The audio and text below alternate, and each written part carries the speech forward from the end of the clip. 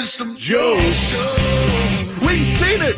Nobody wants to be there. It's a big bad show tonight. Just can't take this damn parade. Who cares?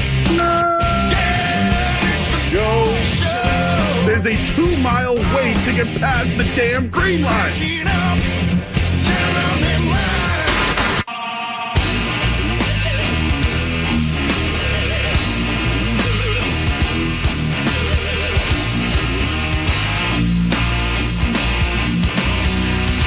Something sick inside these walls. Tell anyone who gets spit by a bear in the neighborhood, call Joe Murray. I happen to trust Joe Murray. First time I ever met Joe Murray was at a hoot.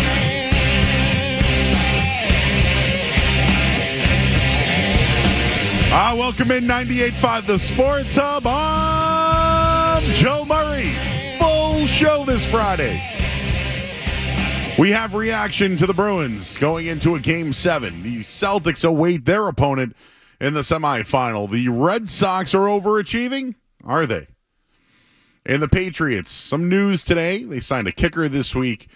They've also had some guests at their facilities, and we may have seen some changes throughout the locker room. And, oh, yes, the draft has happened, and everybody is talking about Drake May, and there's a bunch of other stuff going on around the NFL as well. So, full show tonight.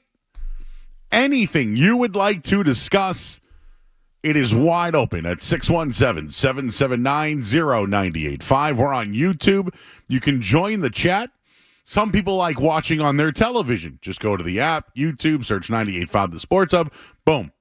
You'll see me live. You can chat right in there. I always chat back with you guys. I'm just sitting here. If you go in there, I know Skaz is there. We got Zack. It's his last night as our intern, so we're going to have some fun with him later on in the show as well. And where do you lead off? We were here last night after the Bruins game and literally played therapist. I was almost speechless for a little bit because here we are again. Another Game 7 in Boston. Another time or an opportunity where the Bruins could not close out an opponent. It's sickening. It's not surprising, yet it is. And now legacies and jobs are on the line. That's the story right now of the Boston Bruins. Legacies and jobs. Why are they here? It's the players, no doubt about it. How did they get here? Certainly you can look at the coach. The thing is they still have an opportunity. People don't feel great about that opportunity in a Game 7. History is on their side. It's also against them because what have you seen through Games 5 and Game 6 to show you that this team can win the game in a Game 7 and do it at home? The Leafs limited the Bruins to one shot on goal in the first 20 minutes of the game. One shot on net. You thought Game 5 was bad? It was worse to start in Game 6. Toronto did a lot of things to disrupt Boston and disrupt some of their entries and their passing plays. So a tip of the old cap to Toronto, but here's the deal. They're not better than the Bruins. They're not. Of all the goalie conversation and who's going to start which game and a rotation, who would have thought that it was Toronto's goalie, their backup goalie, that would make the difference in the series? Who would have thought? Oh, the Leafs without one of their best players the first 2 games, and then without one of their other best players the final 2 games, and here we are. Bruins-Leafs tied 3-3 heading into a Game 7. Also, in last night's game, if you want to look at the officials, they have nothing to do with the series, but has it impacted it? Absolutely. The Mason Lowry hit in the corner with no penalty, then the icing puck. Clearly, they could have won the faceoff. They didn't. What did they do? In the defensive zone, John Tavares wins the faceoff against Beecher. Nylander collects the loose puck. Goal. And it was a bad goal because Charlie McAvoy chipped the puck past Jeremy Swayman into his own net. Swayman, by the way, which we'll get to, has been absolutely outstanding. Nylander gives him a 2-0 lead in the third period when he beats Swayman on a breakaway. So Nylander, 2 of his first goals of the series, and that snapped a 13-game goal drought for him. Joseph Woll, solid in net for Toronto, his second win of the series, coming in for relief of Samsonov in Game 4. He's allowed 1 goal in 3 appearances, and he stopped 22 of the Bruins shots for the shutout. Well, again, I guess they scored 1 goal last night. But Swayman's been solid in net for the Bruins. He had 24 saves last night. And for the second year in a row, the Bruins will play a Game 7 at home after having a 3-1 series lead. And guess what? It's never been done, people. Just like years ago, no team has ever blown a 3-0 lead in a series. And who's the team to blow it? The Bruins. Here it is now. No team in NHL history has lost back-to-back 3-1 series leads. And who now has a chance to do that? The Boston Bruins. The Bruins got 2 gifts with Toronto's best player out for 2 straight elimination games, and they failed. They failed to do anything with those opportunities. And now it's Game 7. History's on their side. Doesn't mean they're going to win. Bruins all-time in Game 7 at home, 14-10. The Leafs all-time in Game 7 on the road, 5-11. They're 2-9 in their last 11 Game 7s on the road. History tells you it's on the Bruins side. Watching the last 2 games shows you they don't have it. It doesn't mean they won't win, but at this point, what have you seen through Games 5 and Game 6 that tells you they are going to win Game 7? Like, I want to tip my cap to Toronto, but they make stupid penalties at times, too. They play without their best player. They have their backup in. They're doing the little things. They're stopping the Bruins. Anything the Bruins have offensively, they've stopped. So, at this point, is it the Bruins who suck? Which I kind of agree they do. But the Leafs, you want to lose to this group? You want to lose to this group with their backup and without their best player? Legacies and jobs are on the line in Game 7 Saturday night, and we have all the coverage right here on 98.5 The Sports Hub tomorrow night. 7:30 is your pregame. Just after 8 o'clock, the puck drops. And we're going to blame a lot of people if they lose this one. And even if they win, no one's going to give them a shot against Florida. Nobody is. So who's going down? We already know the players and their legacies will go down. The coach will also go down. And you know what the coach is going to do? He's going to bring the players down with him. We'll have that for you coming up here. On the other side, we're leading it off with the Bees tonight. Phone number 617-779-0985. We got Skaz here. We got Zack here. Until 11 o'clock, full show tonight. I'm Joe Murray here on 98.5 The Sports Hub. You're listening to Joe. You're listening to Joe Murray on 98.5. You're listening to Joe Murray on 98.5.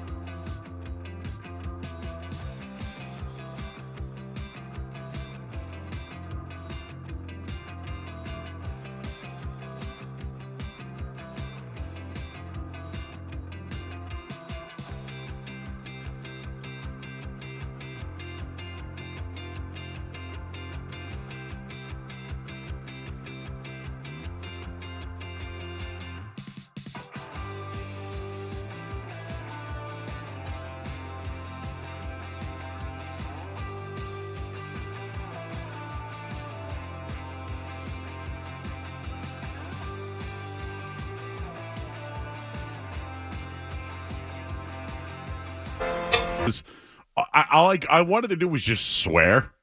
I just wanted to yell obscenities all night. Instead, I let the callers do that. So tonight, keep it clean. It's funny, my buddy runs a restaurant, like a takeout restaurant, and he had a big box that said, "Please don't talk to me about the Bruins today," which I thought was great. I almost posted it, but I didn't want to hurt him any more than how he feels already. But we've been here before. We've seen this before. I'll say this. I think the Bruins have overachieved this year way better than anyone expected. I think specifically Sweeney was really good this year. Got down under the salary cap, made some really good moves. Everything worked out. Brad Marchand had a great year as captain. They saw some young players, Low-Rye. You've seen a lot of players develop a lot. Anyone that they brought up from Providence played well. They got great goaltending. It's been a really good year, but don't let anyone fool you that I think a lot of people felt like when they got to the playoffs, they won't go on a deep run. But this team should go on a run at least past Toronto. Like, that's the disappointing part of it all. You could have gone up 3-1, taken care of business at home, and you'll be ready against Florida. Now, do I think Florida will be favorite? Absolutely they will be. But now you look at it and say, well, if they can't beat the Leafs, this whole thing might have to change. It's not the coach's fault, but he's going to get blamed. It's definitely the player's fault. It might have something to do with upper management and bringing these type of players in, but upper management has put a team in a position to win 90 games, or whatever it was, 90 points this year, and advance through the first round. So to me, I can't go that deep as far as Sweeney and Neely. Now, did Montgomery make a change in Game 5 that was series-altering? Probably. And have they shown you anything the last 2 games that they can even win this series or show you that they have guts? They haven't. They just haven't. History's on their side, and now the coach knows. This is funny. Bruce Cassidy was too hard on the team, right? Cassidy was too hard on them, so they let him go, and what's he do? He goes and wins a championship elsewhere. Montgomery has been a really good regular season coach. Whether it's with Dallas in his 2 seasons in Boston, the guy can coach. And what the players are about to do is if they lose this series, Montgomery will get fired. He's a good coach that will go on to have success elsewhere. It's like the players are going to sabotage the coach. That's been the situation. Think about the last 3 coaches here in Boston. Whether it was Claude, whether it was Cassidy, and now Montgomery, they've all been really good coaches. What's the one thing that's the common theme? Guts. I think the team wants it, but I also don't know if they want to take it. I think Swayman showed that this series. He was very confident after the game. Was it Game 5 loss? He was very confident there. But a couple of things on Montgomery that I wanted to bring up that isn't getting noticed, and maybe we didn't bring this up when they originally signed him, or even last year going into the playoffs. But Jim Montgomery is coaching for his job right now. I mentioned he's a good coach, but there's no way anyone survives 2 straight seasons of losing 3-1 series. There's no way. And there are some staggering numbers regarding Jim Montgomery that in the playoffs, wow. Listen to this. He's lost his last 7 playoff games with a chance to eliminate an opponent. 2 with Dallas in 2019, the 3 last season, and now 2 this year for Toronto. If the Bruins lose Game 7 tomorrow night, that will be 8 playoff games with a chance to eliminate an opponent that he's lost. That says something about the coach. So what is the coach going to do? If he's going down, he's going to call out the team's best player. David Pastrnak called out, as you heard in the highlight there. They need more from him. We had Ty Anderson on last night, and he kind of summed it up really well. We've seen the Marchand game, right? We've seen the Swayman game. We've seen the Nylander game, right? The stars have come out. We've seen the stars in this series. I mean, we even got a Jake DeBrusk game. You got a DeBrusk game. There you go, right? Three points in a game. We've gotten the DeBrusk game. Good call, Skaz. You haven't gotten the David Pastrnak game. Now, Pastrnak has 4 points in 5 games in the Bruins' first-round series. He is yet to take over a game. Brad Marchand, say what you want about him. He hasn't been great the last 2 games, no doubt. But at least he's given it to you. Austin Matthews did it right in game 2. Mike Milbury today mentioned something's going on with Pasta. Something's going on there was his quote.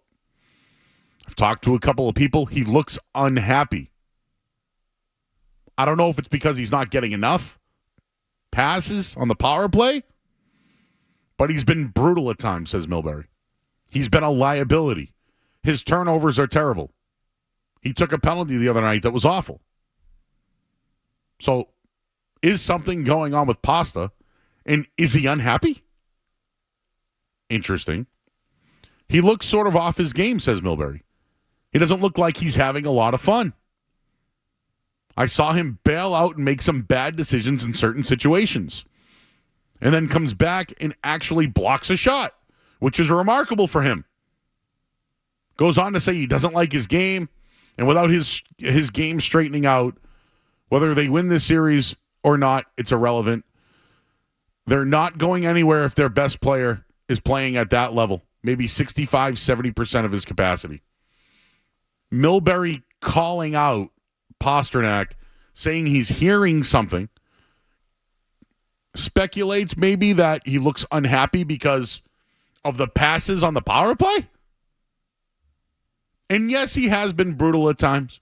And yes, defensively, he can be a liability, and his turnovers are terrible at times. Does anybody remember where this team would be this year without David Pastrnak? So, to me, the coach calling out, he called out Marchand a while back, right? Called out McAvoy. They responded. They did. Let's see how David Pastrnak responds tomorrow night. And Milbury went on to say, I heard that he seems off. It just doesn't seem like his mood isn't there. He's not focused enough. I don't know what the problem is, but it's not a good time to be having that kind of attitude in the playoffs. You should be jacked up, ready to go every game, and not complaining or whining or looking like you're an unhappy camper.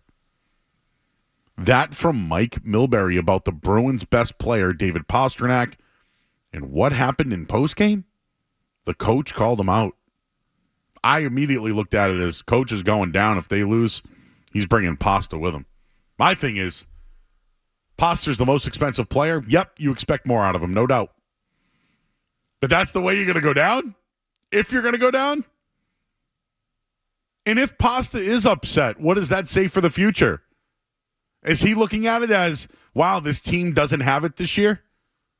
Does he already look at it and say, man, here we go again, another Game 7. I can't win with this group? I mean, you signed a long-term deal to stay here. I'm not ready to crush Pastrnak yet. There's one more game to go here. But the coach taking him down? Now Milbury calling him out, saying he's heard things about Pastrnak? How do Bruins feel about this?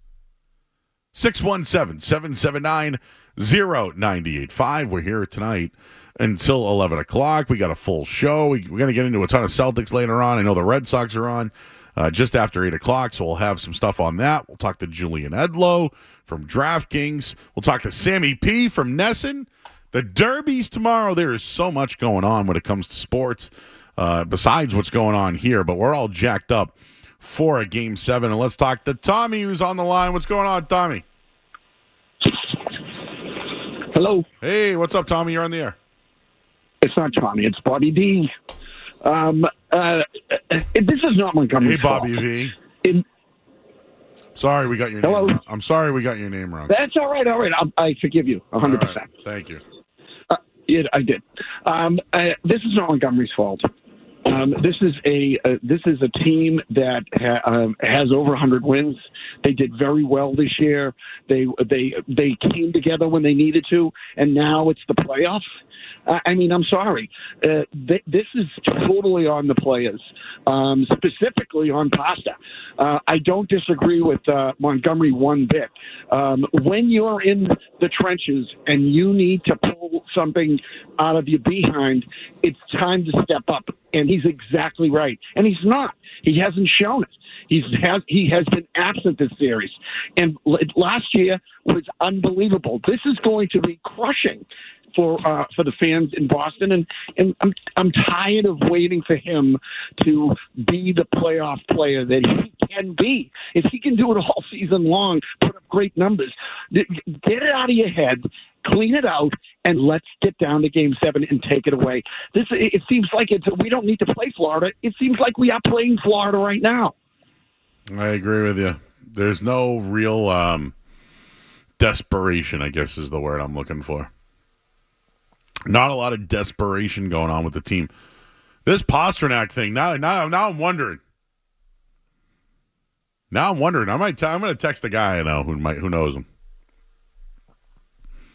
See if I can get a scoop or anything. I mean, I'm not a scooper.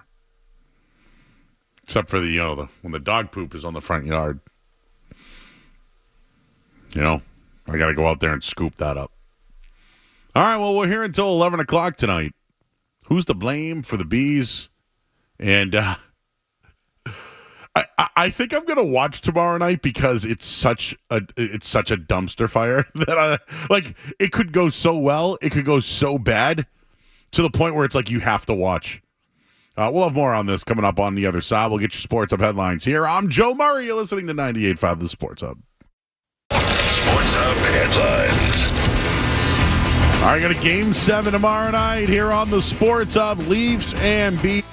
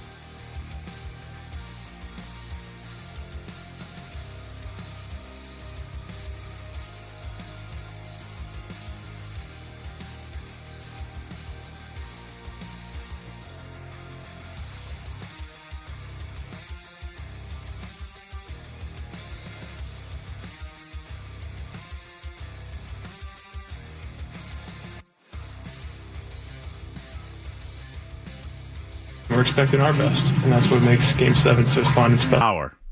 In or out. But in or out on Jeremy Swayman being the best player in the series. 100% in. I don't even know if it's been close.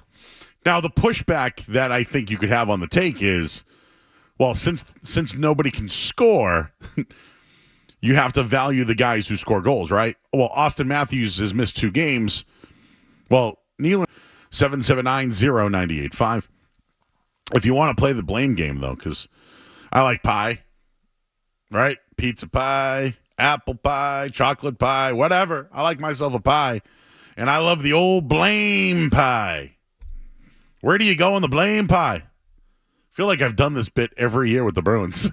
Every year. I feel like it's the same thing every year. That's why, Joe. Pastrnak, Marchand, McAvoy, Coyle, Zack, Lindholm, Montgomery. We could make it a song. Pastrnak, Marchand, McAvoy, Coyle, Zack, Lindholm. Don't forget Montgomery. Ba-ba-da-ba. Blame them all. They've shrunk. Like a Rick Moranis movie. They have literally shrunk in the big situations year after year after year. And it's becoming annoying. Like, they can't just take the hold of something and run away from it and run away with it. It's not over until it's over. I'm going to say that a lot tonight. Jobs are on the line. Legacies are on the line for the players, number one. People wanted to boast about how great the face-offs or how great the centers were this year without Patrice Bergeron and David Krejci, and they are getting annihilated on the face-off. Destroyed. Pavel Zacha gets the extension. Everyone loves Zacha. Zero in the playoffs. Zero. Lindholm, trade, gets an extension, hurts his foot. He is giving you nothing. Charlie McAvoy is going back to Charlie McAverage. Is that where I need to go with this guy? Because he's been absolutely McAverage. Brad Marchand at times is invisible. But you know what? He's been there before, and you got to just assume he's going to be back there again. And Pastrnak, say whatever you want. That guy's been a point per game player. And you know what? Maybe he is pissed off. You know why? Because the coach takes him off the power play in the first unit. He wants to be on the unit. The coach made too many moves. Maybe he is upset. You know what? If he is upset, I'm not pissed. Like, he must look at this team being like, wow, we can't figure out our goalies. The coach makes odd substitutions. He's screwing up the power play. He should be pissed. He should be unhappy the way things are going.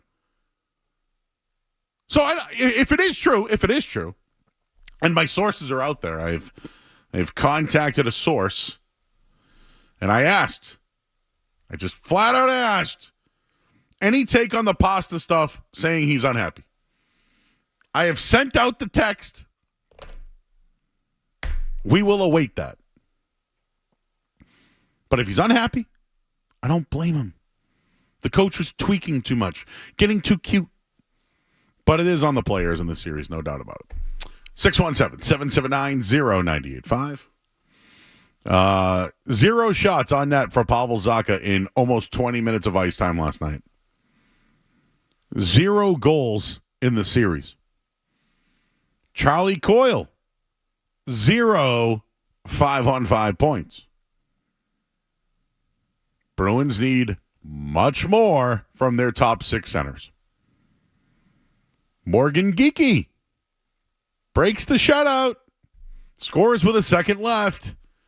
Momentum heading into Game 7. Momentum? That was a pity goal. Pity. I pity the goal. out on that goal. They should call it a shutout. I don't want that goal. Just like I don't want the one shot on net in the first period because they had 0. They're putting up zeros.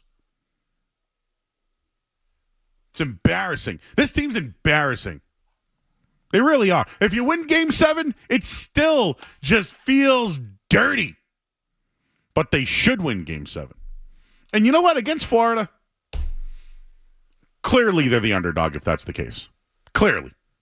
And if they lose, everybody will be like, yeah, they suck anyways. So I don't know. I'm kind of rooting for chaos tomorrow night. I want, like, the Leafs to go up 4-1 and the Bees to come back. Like, I want overtime, double overtime. I want fireworks at the Garden tomorrow night. Joe, Neil just had a great question. Oh, Neil, yes. I love a take by Neil. Do you feel better going into this Game 7 or going into last year's Game 7 against Florida? And also, I feel better about going into this Game 7 because the Bruins have played awful. The Bruins have been brutal. They suck. Like you said, one shot on net through the first should have been 0. 20 minutes last night, and they barely lost. They've played their worst hockey in, I don't know, a couple months, and they've barely lost both these games. So if they just play, I don't know, somewhat respectable hockey, they have a shot tomorrow night. So I think I feel better going into this Game 7 than I did last year. Take by Neil. I like it. You feel better about last year or this year? I'm going to tell you. Last year, I felt better. You know why? They were the best team on the planet. They were the best team ever. I felt good about them. Best team of all time at home in a Game 7 in. This year's team hasn't done crap in 2 games. I feel horrible about them. Like, is Swayman going to have to score a goal? Is that what it's going to come down to? Brian's in the car. Hi, Brian. Hey, Joe, how are you doing? I yelled, I pity the goal, and I thought that was really funny. But go ahead. I'm on the same boat. Boy, I've noticed a couple things since I've noticed that they've taken, Toronto has taken less penalties, and that's been one of the difference I've noticed. But I still stand by, anyway, I called about Montgomery. I still stand by what I said the other night. Montgomery's nothing more than a first-round coach. He'll get you to the playoffs, but you won't get past the first round with him. That's where we're at. Brian, if I give you the stat a little while ago, his last 7 games in a closeout, he's lost. I didn't even know that until you, I knew, last year and this year, but I forgot about Dallas. Don't forget about Dallas. I completely forgot about Dallas. He had them in the playoffs. He had them up in a series. They ended up getting bounced, and then he got bounced. Yeah, I have a buddy that is a huge Dallas Stars fan, and he was telling me, "Yo, you guys are going to love Monty." And I was like, "I don't know. No, I think Monty's a really good coach. I do. But one coach was too hard on him. The other coach now needs to be hard on him, and it might not be working. Like, what works for these players anymore? That's why it comes down to the players. And I don't know. But like I said, I do. I believe Monty. I didn't say he's not a bad coach. I said he's a coach that can coach you in the regular season, but can't get you past the first round in the playoffs. They should just let him coach the regular season and then let Cam Neely coach the rest. Thanks, Brian. Appreciate you, bro. I mean, if you want to do a rotation, forget about the goalies. The coach. Sean's in Colorado. Hey, Sean. Hey, how's it going, Joe? How you doing? I just wanted to chime in a little bit about Charlie McAvoy. Look, I love Charlie McAvoy. He's awesome. But if you go back through this series and look at every single big moment, especially in our losses, McAvoy's been in the dead center of every single one. The Matthews breakaway goal, he misplayed that, led to Matthews breakaway to win game, 2? If you go to the overtime game, when Tavares was driving wide, McAvoy failed to pick up the cutting guy coming to the middle. He didn't have his head on a swivel. Puck got passed right under his stick. And then last night, both goals I think you can attribute to McAvoy. The first one, a bad screen. He tips it in off himself past Swayman. And then the one that I found more egregious was he made an insanely stupid pinch that led to the Nylander goal, his second goal that basically iced the game. I just wanted to hear your thoughts on that. Yeah, I appreciate the call. All good takes on that. I think that McAvoy's been bailed out by Grzelcyk's poor play. Listen, I said it on the air one day. I saw Charlie McAvoy at an event. He heard that I called him Charlie McAverage. I said, I thought you play average. He didn't like that I called him Charlie McAverage. And I mean, hey, if he called me Joe McMurray, I mean, I wouldn't like it either. He's been average at best. I think he's gone from McAvoy really good to now McAvoy McAverage again. Could all change tomorrow night. I mean, all they got to do is win a game. That's all they got to do. All they got to do is win a game tomorrow. But as far as feelings, do I feel better about last year or this year? Last year, there was no way they could have lost. Best team of all time. President's got blah. Bergeron's back. Blah, blah, blah, blah. Swayman in Game 7. All marks hurt. No, it's worse this year. Way worse. Who would have thought Neil coming down the hall with a take, huh? Everyone's pissed about the Bruins.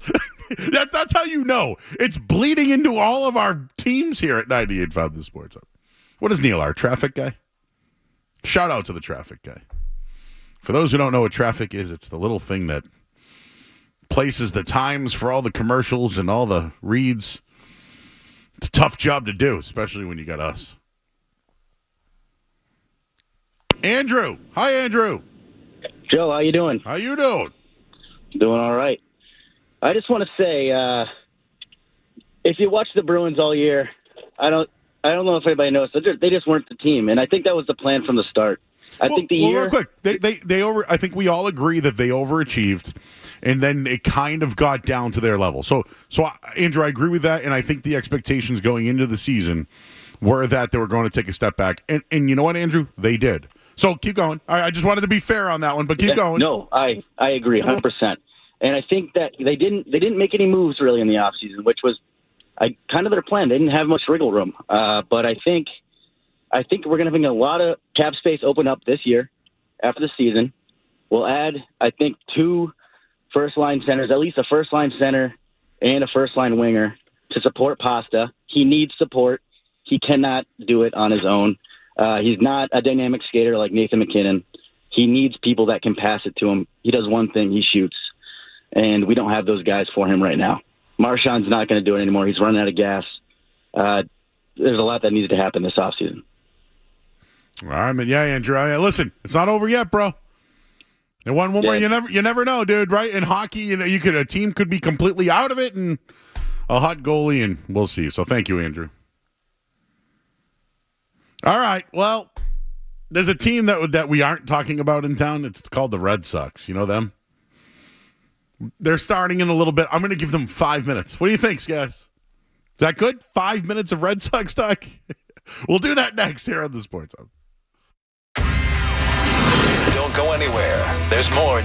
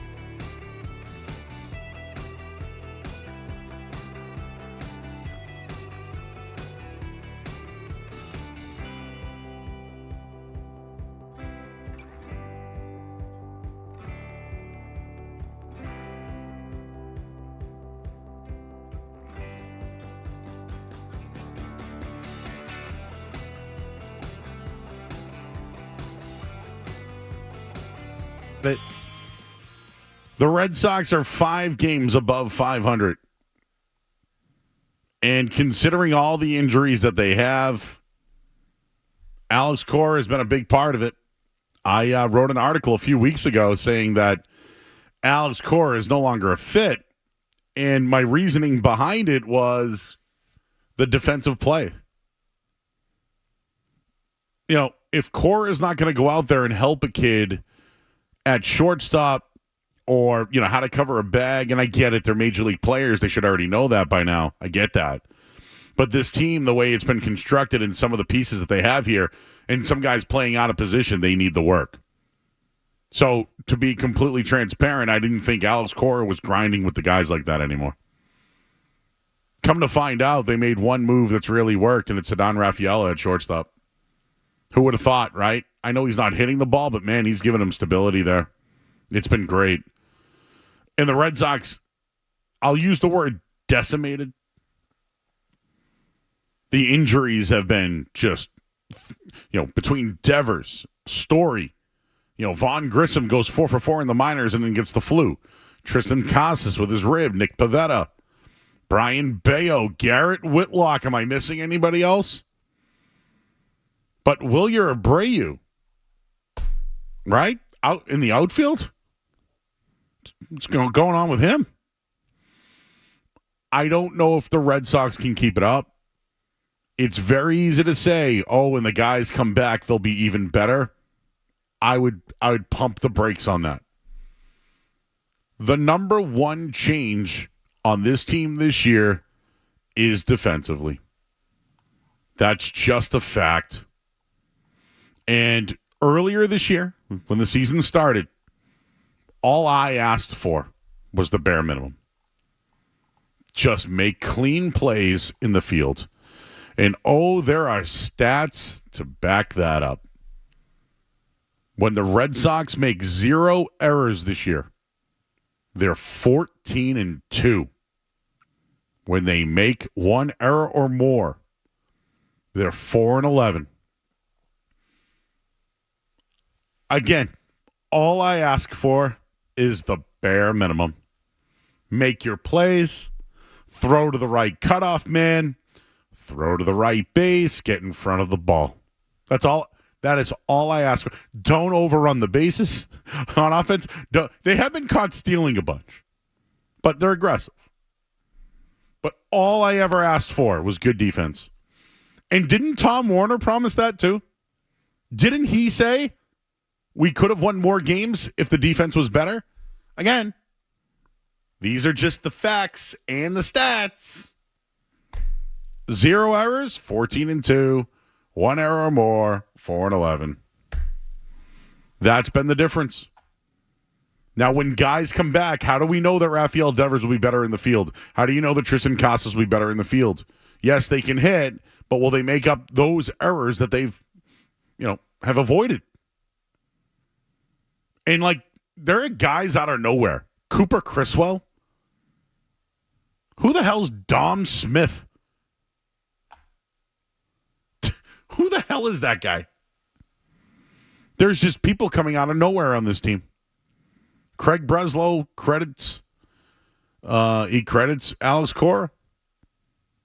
Garrett Cooper. Zack Short. Who? Red Sox are playing well, and they play tonight in Minnesota. Coming up in just a little bit. Let's see how they play on the road tonight. You been surprised by the start, Skaz, at all? Because, again, I'm trying to pump the brakes. Yeah, it's good right now. They're making no errors, and that's what I attribute it to personally. And there's been some unheralded guys getting an opportunity, for sure. But when everyone comes back, I don't know if it's necessarily sustainable. Yeah, I would say that's my biggest concern is, are they overperforming? Because it kind of feels like they are. Like, are you going to get this Tanner Houck every start? Probably not. I mean, you can't expect that. So I think there will be some regression, but to this point in the season, they've surprised us all. And I mean, a couple weeks ago, we were just asking, please give us a baseball season. And right now, it looks like they're going to do that. But they are. The problem is that we have our eyes on the Bruins and the Celtics, and they're a good story, yet We're not talking about it. Will they still be a good story That's when the Celtics and Bruins are done? can they? The trade deadline has always been, but can they get to June? Can they get through the month of May? Oh, we get to see the debut of Von Grissom tonight, right?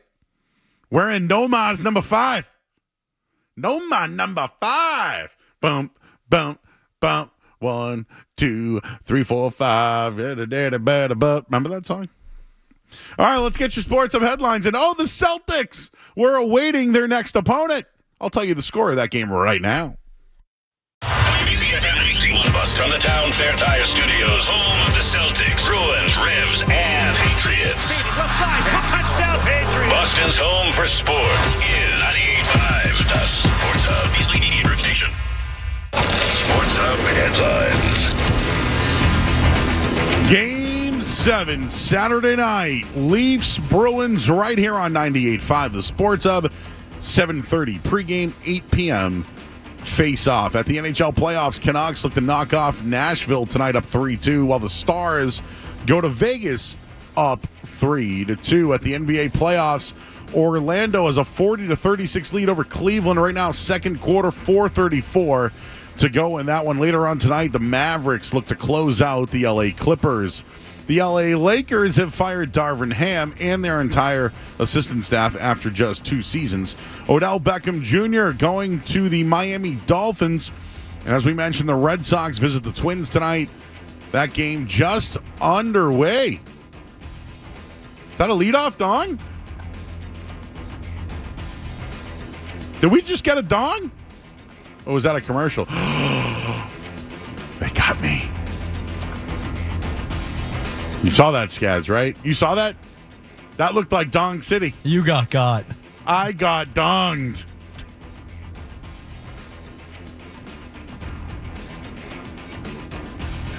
Headlines are brought to you by Safety Insurance.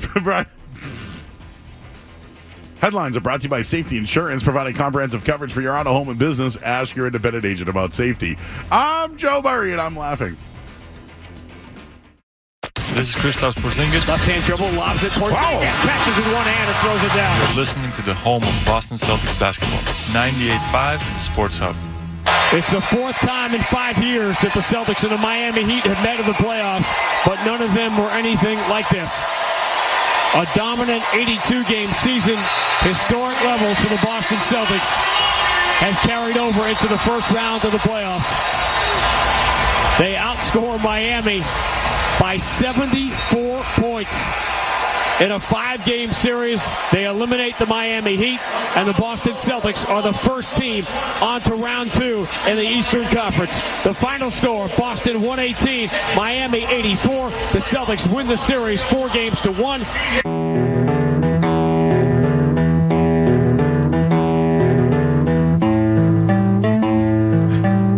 Back here, 98.5 the Sports Hub. I'm Joe Murray.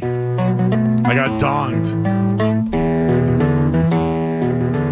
Also, Mambo number 5.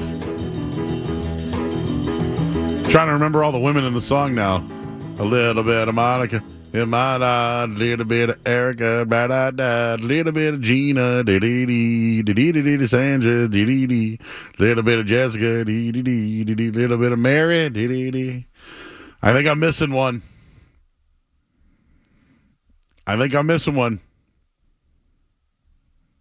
Might have to do that one later. Having too much fun here tonight. 617-779-0985. We talked about the Bees. We'll talk Game 7 all night long. But you just heard the Celtics awaiting their next opponent. And right now, Orlando's trying to force a Game 7. It's getting physical. Tristan Thompson's still playing. How does that happen? Orlando's got a lot of big men, huh? They seem like somewhat of a tall task, no pun intended, while Cleveland has great guard play. But I did, again, want to give my flowers to the Celtics. They did what they were supposed to do at home and played desperate. They came out and dictated the pace early on and shot 67% from the field and shot 57% from three to literally blow out and annihilate the Miami Heat. No Porzingis, no problem. Derek White took on the scoring responsibility. He had a dominant postseason, was the MVP of the first round, 25 points on 8 of 13 shooting. Also shot 50% from deep, went 5 of 10. Had 5 rebounds, 2 assists, 1 steal. He was awesome. Derek White finished the series with 112 points, second most on the team. He shot 58% from the field in the series. He went 21 of 44 from 3. He shot 48% from 3. He also contributed 18 rebounds, 16 assists, 2 steals, 5 blocks. The Celtics should be able to advance without Kristaps Porzingis. And I know that there are a lot of people encouraged by Porzingis thinking that he might be back. Who knows? Potentially in a week or so, they'll get an update on where he's at. But no Porzingis, you need the secondary scoring. It's Derek White. Now, I know White has had some tough games. He had a 13-point game shooting at one point. But for the most part, if he can be your third scorer, or you get something from Drew Holiday at times, or even Sam Hauser off the bench, as long as Tatum and Brown do what they do and what they have been doing. I know some people want to look at Jaylen Brown's tough night the other night. He was amazing inside the restricted area. Everything outside, he struggled a little bit, but he still had almost 20 points in the game. Yeah, his turnovers were still there, but for the most part, he was Jaylen Brown. Tatum was Jason Tatum. And the people who say Tatum and Brown can't close out series, just look at the blah, blah, blah, blah, blah. Tatum and Brown closed out the series. And I hate to look around the rest of the NBA, but, you know, coaches are getting fired left and right. Guys who've won more like LeBron James has more coaches fired in his career than he does actual championships. Early on in his career, Jason Tatum has more wins than LeBron has had in his first whatever seasons. It's just I don't want to use the word narrative, Skaz, but the chronicle of one Jason Tatum, and I'll even throw Brown in there. They don't win big games. Oh, look, do they get any credit for closing out a series against an opponent that is literally they struggled against over the last couple of years? Yeah, I think they deserve a ton of credit, especially if Eric Spoelstra is this great coach that we all make him out to be, which is something I've been, teetering with. I do think Spoelstra is a very good coach, but if he's as good as we all think he is, maybe his team should show up in the regular season sometime and not always be a 7 or 8 seed and fighting for their lives. Maybe get Jimmy Butler to invest a little bit more in the regular season sometimes so you're not in these situations.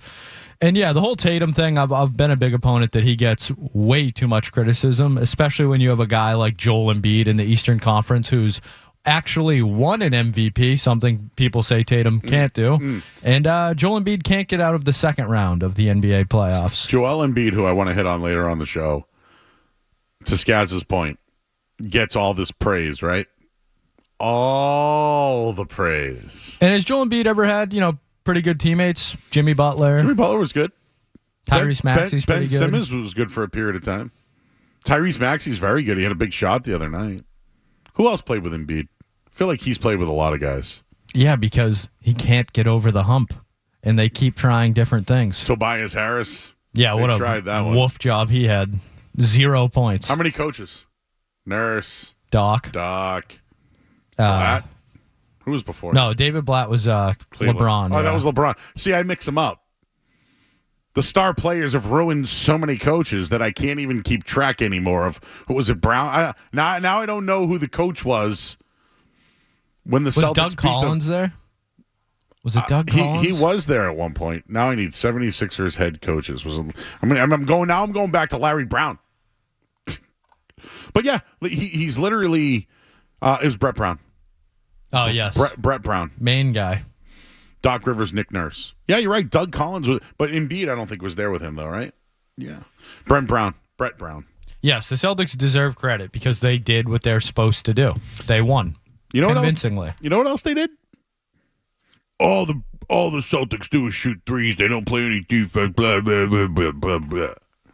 That was not me, Blanc. That was That was how I was sounding like Celtics, 3-pointers. How'd that defense look in the series? You see those numbers at all? Did you see the numbers they did defensively against the Miami Heat, who, by the way, what was Tyler Hero in his 3-point percentage this year? Was it almost 40%? Right? Caleb Martin. I mean, we had Cerrone. Haywood Highsmith was a great 3-point shooter. They were a good 3-point shooting team this year. Do you know what the Celtics did against them? Ho-hum. Held them to under 95 points in every single game, or at least in 4 of the games. Their defense was great. The Celtics now have time to rest, closing out a series early. If the Cavs win tonight, the series will start sooner, probably Sunday. If Magic win tonight, now you get more time, more extensions. But Boston held Miami to under 95 points in 4 of the 5 games. And we all saw what happened, 23 3-pointers in game 2. What'd they do the rest of the way? Yeah, we knew that wasn't sustainable. They held them to 21 threes the rest of the way. But do they get credit for their defense? No. Everyone's going to say, Miami's down, bad shooters. Again, look at the real numbers. If you got to look at the numbers. The Heat were a good 3-point shooting team. They held them to 10% from 3 in a closeout game. Yeah, and to your point on the Tatum thing, people, what's the criticism? He takes bad shots. He doesn't get back on defense sometimes. All that stuff. He is the highest plus-minus in the playoffs right now. And people say, Derek White carried him. That's what I saw from Heat fans. No, Jason Tatum was playing good defense, scoring 20 to 25 points a night, making the right decisions. He was their floor. He leads them, whether you like it or not. Jason Tatum, the Celtics go as he goes. I even think Brown led them too. Yeah, absolutely. I think Tatum and Brown allowed Derek White to be Derek White. Yeah, I think Tatum a couple years ago, he might not be passing a lot of those, and they just shut the lights off on Joe. But I think a couple years ago, I was like the Undertaker right there. Literally, though, it threw me for a loop. But Tatum a few years ago, he's taken more bad shots, more turnovers. He's not facilitating as much, and he's accepted this is the best way to win. I don't always have to be the guy. And you're going to get Jason Tatum games. They're coming. He Cleveland, Orlando, whoever. I think Banchero's a great player. I don't think Cleveland has anybody that can cover Tatum. So it's coming. I thought he had a great first round, and he did what he needed to do for the Celtics to win. And that's all that matters. All right. There's our Celtics talk. Somebody in the chat goes, we can only talk about the Celtics when they lose.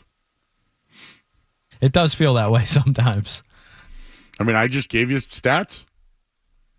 Holding good 3-pointing teams. 3-point. The Heat stank, right? Without Jimmy Butler, blah, blah, blah, blah, blah. 10%. The Celtics held them to 10% shooting from 3 in a closeout game. But they're not going to get any credit for their defense, are they? Derek White carried them. The Heat suck. Their defense. If the Celtics can play defense and shoot the 3 like they have, they're going to front run their way to the finals. I've said it all along. I stand by my take.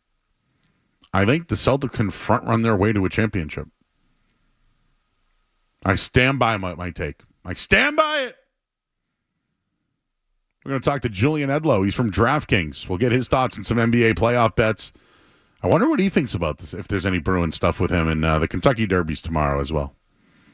Joe, any word on your pasta sauce? Oh. Hang on.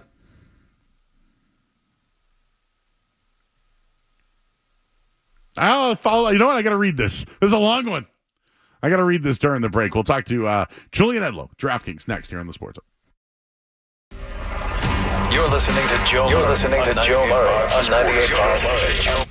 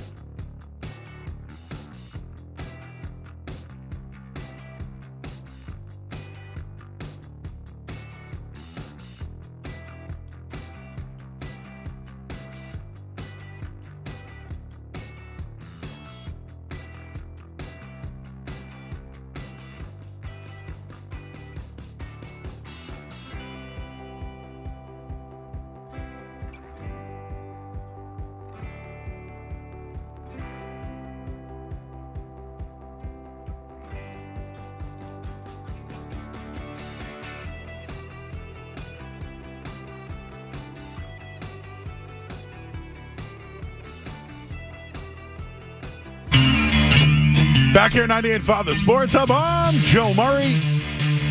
Here until 11 o'clock tonight. We've talked B's, we've talked C's. Let's go to the Volkswagen Dealers Expert Hotline. Let's welcome in Julian Edlow. He is from DraftKings. Julian, how are you, sir? How are you doing? I'm doing well, Joe. How about you? I was just curious, some betting angles that you have going on right now. Obviously, we're awaiting the winner tonight for the next Celtics opponent between Orlando and Cleveland. Orlando's up 53-49 at half. They opened 3.5. How do you think this thing, I'm again not holding you to it, but do you think Orlando hangs on and forces a Game 7? Yeah, no, I will let you hold me to this one because I'm on Orlando tonight. Just cashed the -1.5 on the first half and have them on the money line to close out a parlay. So home court has, in a series with the Celtics and in general in NBA postseason where we've seen road teams do very well, home court has held serve in this series. And I have more faith in Orlando breaking that home court as they almost did in Game 5 if it wasn't for that Evan Mobley block. I have more faith in Orlando. So I like the way they played at home. If you want to break down home road splits, I know the Celtics regular season won 37-4 at home, historic season. Orlando was one of the best home teams in the NBA this season. Not that they have the rowdiest crowd down there in Orlando, but they just play well on their home floor. They have a ton of size. I like them to force a Game 7, which, regardless of if you want to play the debate, who do Celtics fans want to play, Cleveland or Orlando, regardless, just Orlando winning this game buys another 2 days for however long this Porzingis injury is going to take. More time you can buy, the better. Do you think that betting lines will dictate not having Porzingis? And if you were to forecast the line for the Celtics to win the series, would it be better against Orlando or Cleveland? Yeah, they would be a larger favorite against Orlando. Just the younger team. Cleveland was a decent-sized favorite, not huge, but decent against Orlando, and I think that would translate to the next round. In terms of the Porzingis injury, it was priced in a bit. Like the night he got hurt, the Celtics dipped, I don't know, like 10, 15 cents in terms of the price to win the East. But it bounced right back up as soon as Philly was eliminated. Odds makers saw the 76ers, even though they came from the play-in round, as one of the bigger rivals, despite the, repetitive butt kickings that we have seen the Celtics give the 76ers. Odds makers give the Sixers, as good a chance as anyone. Not that there's anyone great in the East to beat the Celtics, but odds makers think that the Sixers are one of those teams that can at least push them. And now that they're eliminated, that price ripped right back up. So the Celtics should not need Kristaps Porzingis to win the East. If we're talking about Denver, Minnesota, Dallas, then yeah, they're going to want him in that round, and it will make a difference in the price. But I don't anticipate Porzingis making much of a difference in terms of the price to win the East when it comes to DK Sportsbook and the reality, because they should win it without him. We saw Derek White have an MVP round. Who again, a lot of people want to say he carried the Celtics, which we mock. I think that Tatum and Brown did their thing to let White go off. And another player mentioned that he's gonna help pick up the load, and that's Sam Hauser. And I saw the other night you had over 1.5 threes. He ended up hitting 5. Is he now a good look? I mean, he's been outstanding shooting the 3 all year long, and now in the playoffs, when it comes to player props, is he a guy that you want to go over on when it comes to threes? Most likely for the duration of Porzingis' absence. A lot of people are going to look at Horford. He's going to pick up a lot of the minutes. He's going to be defending the bigs that the Celtics are up against. And we know, New York, both Orlando and Cleveland, they have bigs. So Horford's going to be out there defending. But his numbers don't go up that much. It's really a collective effort when Porzingis is out, if you look at the numbers in terms of who fills in. Horford rebounds a little more. Tatum rebounds a lot more. And you think of all these bigs, but one of the other things Porzingis does is stretch the floor with his shooting, and they look to use Hauser a little bit more in those situations without Porzingis. So entering the Game 5 win over Miami, in the 25 games Porzingis had missed, Hauser was playing about 25 minutes per game. He was making just over 3 threes per game on more than 7 attempts. He cashed his over 1.5 in the first quarter. Like you said, he went on to hit 5, and I tweeted in the first quarter once he went over, probably a good night to have his alts when it comes to three-point shooting. And he obviously, you get plus 400, plus 500 if you're going to bet him to make 5 threes. I think that he's going to be a great look while Porzingis is out because, some of the big guys, even Cornette, those guys are going to get minutes to help defend. But Hauser's going to get some extra minutes and some extra looks to fill that role of the stretching the floor role that Porzingis plays. So I do think that's going to be a good look while he's out, particularly in home games. Hauser does shoot a lot better at home at the TD Garden. Talking to Julian Edlow. He's from DraftKings. Got to check out the sweat I've been watching, bro. 8 to 10 in the morning, Saturday and Sunday. Glad to have you. So again, I'm trying to get the peeps. Got to check out the sweat with Julian Edlow. Just looking at some of the other games tonight, Clippers Mavericks. How do you feel about this one? And I don't know. The Mavericks sometimes look special. Like the Clippers, obviously have had some big comeback, or had the game, and the Mavs made the big comeback. But I don't know. Something about Dallas looks special to me. I don't know what it is. Yeah, I'll say I'm a little scared. 8.5 is now a big number. Like, as this series goes on, 8.5 is a big number. I know there's no Kawhi, but the 2 games the Clippers won, 8.5 is a lot. I don't think you can play the spread now if you like Dallas, and I do like Dallas. I have them for the series. I'm happy with the position that they're in. But spread-wise, I would probably look at the Clippers. That's just a big number in an elimination game. However, I like what you're saying about Dallas. I agree with what you're saying about Dallas. They're playing really well. They can absolutely test OKC in the next round, and I think they can play with if they were to advance, I think the OKC round would be around a pick-em series price. And if they were to advance, they can play with Denver and Minnesota. So Celtics fans won't love to hear it. Nobody dislikes Kyrie more than Celtics fans, but Kyrie has fallen into his role. We do not hear about him as much anymore. It's, pretty strictly what he's doing on the court. He has the support of his team, support of his coach, support of his owner.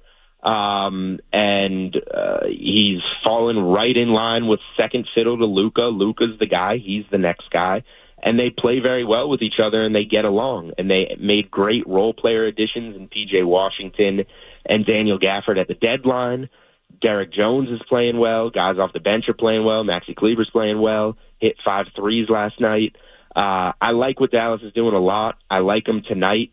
And how interesting would that be from a Boston angle if the Celtics do make the finals and it's not Denver waiting there, it's Dallas and Kyrie Irving? It's completely possible. But you referenced Denver and Minnesota. I love Minnesota's defense. Anthony Edwards is on another level right now. We all know what level Jokic is on. How do you see this series shaping up? And I don't know, would you bet on maybe Minnesota takes it 6 games? Do they have a shot? That's what I'm looking at. Like, Denver should win. They should win. And they're probably heavily favored tomorrow night to 4.5. But I think Denver will have some trouble with that defense, and Minnesota may be able to extend that series, maybe over 5.5 games. Yeah, I think it's going to be a good series. I think the look of over 5.5 games is probably the best play. This should be a 6-game series. This shouldn't be a gentleman's sweep either way. And you look at Denver, they got the gentleman's sweep on the Lakers. It took 2 Jamal Murray buzzer beaters to get there. One of those goes the other way. We're going to a game 6, and that's the Lakers. I like the way the T-Wolves are playing right now. So I'm with you. I played Minnesota plus a game and a half, actually, which means, you win the series, they win, or if it goes to a game 7, you've cashed that ticket. So I think Minnesota is going to extend this. I don't know if they'll ultimately come away with the win. They're going up against the defending champs. It's their first time doing this, but I really like the way they're playing. and I think everybody loves the way Anthony Edwards is playing. Give me an Anthony Edwards 7 days of the week. I want his the dog in Anthony Edwards. Give me him on any player on the Celtics if you're a Celtics fan. That's how you want your guys to play. All right, I'm going to ask you like a 5-part question here. Oh, boy. 5 parts. Casual. Yeah, 5 parts. Where does LeBron end up next, and you got any odds on LeBron? So it's on the board. I don't have the numbers in front of me. I tweeted it out at Julian Edlow, both the odds and the handle. So as you would expect, the Lakers are a massive favorite. Off the top of my head, I think it was minus 500. Yep. Thunder are next. And Thunder will plus right, 4,000, but the handle. Yeah, so that's what I'm going to get to. The Lakers, as you would expect, huge favorite and taking a lot of the handle, big bets. I think I agree with that. Could he move and look for another ring? Yeah, but his family settled into L.A. He's got he has a million careers going on top of basketball. Like, I think he probably wants to be there. I was surprised at the OKC one because it's plus 4,000, and you look at the handle, a few bets have come in on OKC. Nobody's betting it, but big money is there, at least as it pertains to a player's next team market. That's a market that you can't get as much money down. Not as many people are betting it, so it's not like there's as much money is coming in on tonight's Clippers-Mavericks game on this market. But from what has come in, there have been some big OKC bets, which is a head-scratcher. I don't think anybody had that, but who knows what? Why is that money going down there? Did somebody just put a lot of money there as a guess?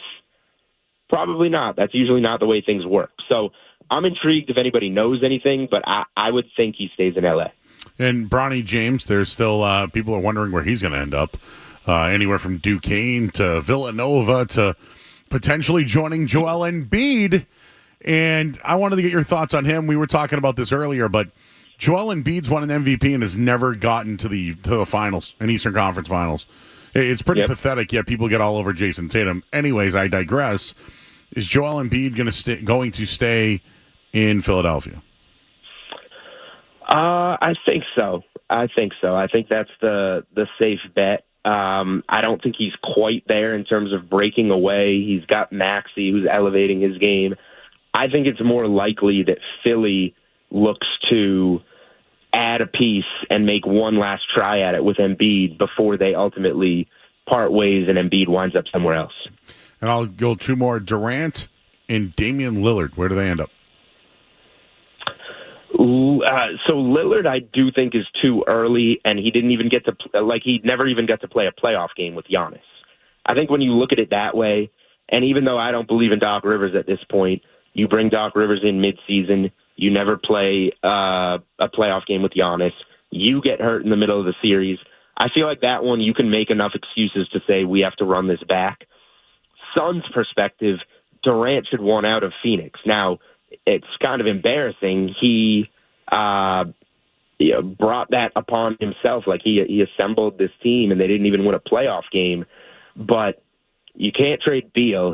He hasn't played well, and his contract is massive. Do you want to trade Booker? He's the only movable piece, but that's probably the guy you want to build your team around. So that leaves Durant. And I wouldn't be interested in Durant if I'm a team like the Celtics, who has all these pieces in place. What about Oklahoma City? Yeah, I heard that one. OKC gets bounced in the next round by Dallas. They feel they need that one veteran piece to get a really young team over the hump. A lot of picks, and the Suns have none. Right, exactly. From a trade partner standpoint, from a narrative standpoint, and also from just a roster build standpoint, like the youngest lineup in the league, and you need one veteran that's been there to get you over the hump, and it's a homecoming. Like, it does make way too much sense, right? Makes way too much sense. Final, I know you get the sweat tomorrow. You guys going to cover this Bruins-Leafs game? Like, as a bettor, right, I'm trying to take any bias out of it, I don't want to bet this game. I took the over last night, by the way, so I don't know anything at this point. Do you have a lean on this thing when it comes tomorrow night when the Leafs meet in Boston tomorrow in Game 7? Yeah, and I'm not a hockey guy. All my focus is on basketball, and when the college season's going on, I just don't have the time for hockey. This is why we want your opinion, because you're just on the outside looking in based off the number. I'm following along. Yeah, you know enough to be dangerous. I know that. I know. It's crazy what the Bruins do, and I just feel like things are so tight at this point. Like, it's easy to say you can make a case for both sides, really. And I don't know what side of a Bruins fan you want to be. Like, you can make a case that they puke all over the place once again, and this is what they do, and they become the first team ever in professional sports in consecutive years to blow a 3-1 lead. But you can also make the case that the Maple Leafs are also the same pukers. So I'm not picking a side. I'm going to the total. I'm going under 5.5 goals. You got to pay a little bit of juice on it. I expect it to be as tight can be. If you want an official prediction, let's say it's another 1-1 game that ends with an OT goal or something like that. Oh. I don't see 6 goals in this game. All right, it's Julian Edlow, DraftKings. Check out all his NBA coverage, his show tomorrow, Saturday and Sunday, The Sweat. Who you on with this weekend? Yeah, it'll be Emerson in the host chair, Steve Buchanan and myself. We are on 8 to 10 a.m. Eastern. It's on VSiN. It's on DraftKings Network. It's on Samsung TV. We always tweet it out from all the DraftKings accounts and myself every Saturday and Sunday morning. Is it on Nesson, too? I know VSiN. It's not on Nesson. Okay, We're not on Nesson. I was curious. I know Nesson carries some of the VSiN shows. You can catch Follow the Money there, 7 to 10 on weekdays. But I'm on that one as well. 7:30. Yeah, 7:30 on Wednesday mornings is my Follow the Money spot on VSiN on Nesson. So you can catch that too. All right. He's Julian Edlow. Check out all his work. Check out the shows tomorrow. I'm sure you'll have a derby pick as well. I was a little behind. Oh yeah, I'm gonna have to pull that one out of nowhere, just like a hockey total. There you go. All right, Julian, appreciate it, man. Enjoy the playoffs. We'll catch up again soon as the Celtics continue this ride to the finals. All right, sounds good. Thanks, Joe. You got it. He's Julian Edlow of DraftKings. Check him out. He's on The Sweat. He's everywhere. He's in my text chain. And he came on the show tonight. He goes, man, this thing's going to be really tight tomorrow night. And all I could think of was like a penny pincher better. The guy who's like, those peak guys who get so mad when you give them a pick, but they bet $5 on it and lost. You know what I'm talking about, Skaz, right? Yeah, this is one I'm not touching tomorrow. I don't think No. It's not about... I think you're an idiot if you're betting on the game. And here's why. I don't see any value. Where is there in... Now, the Leafs as an underdog is value.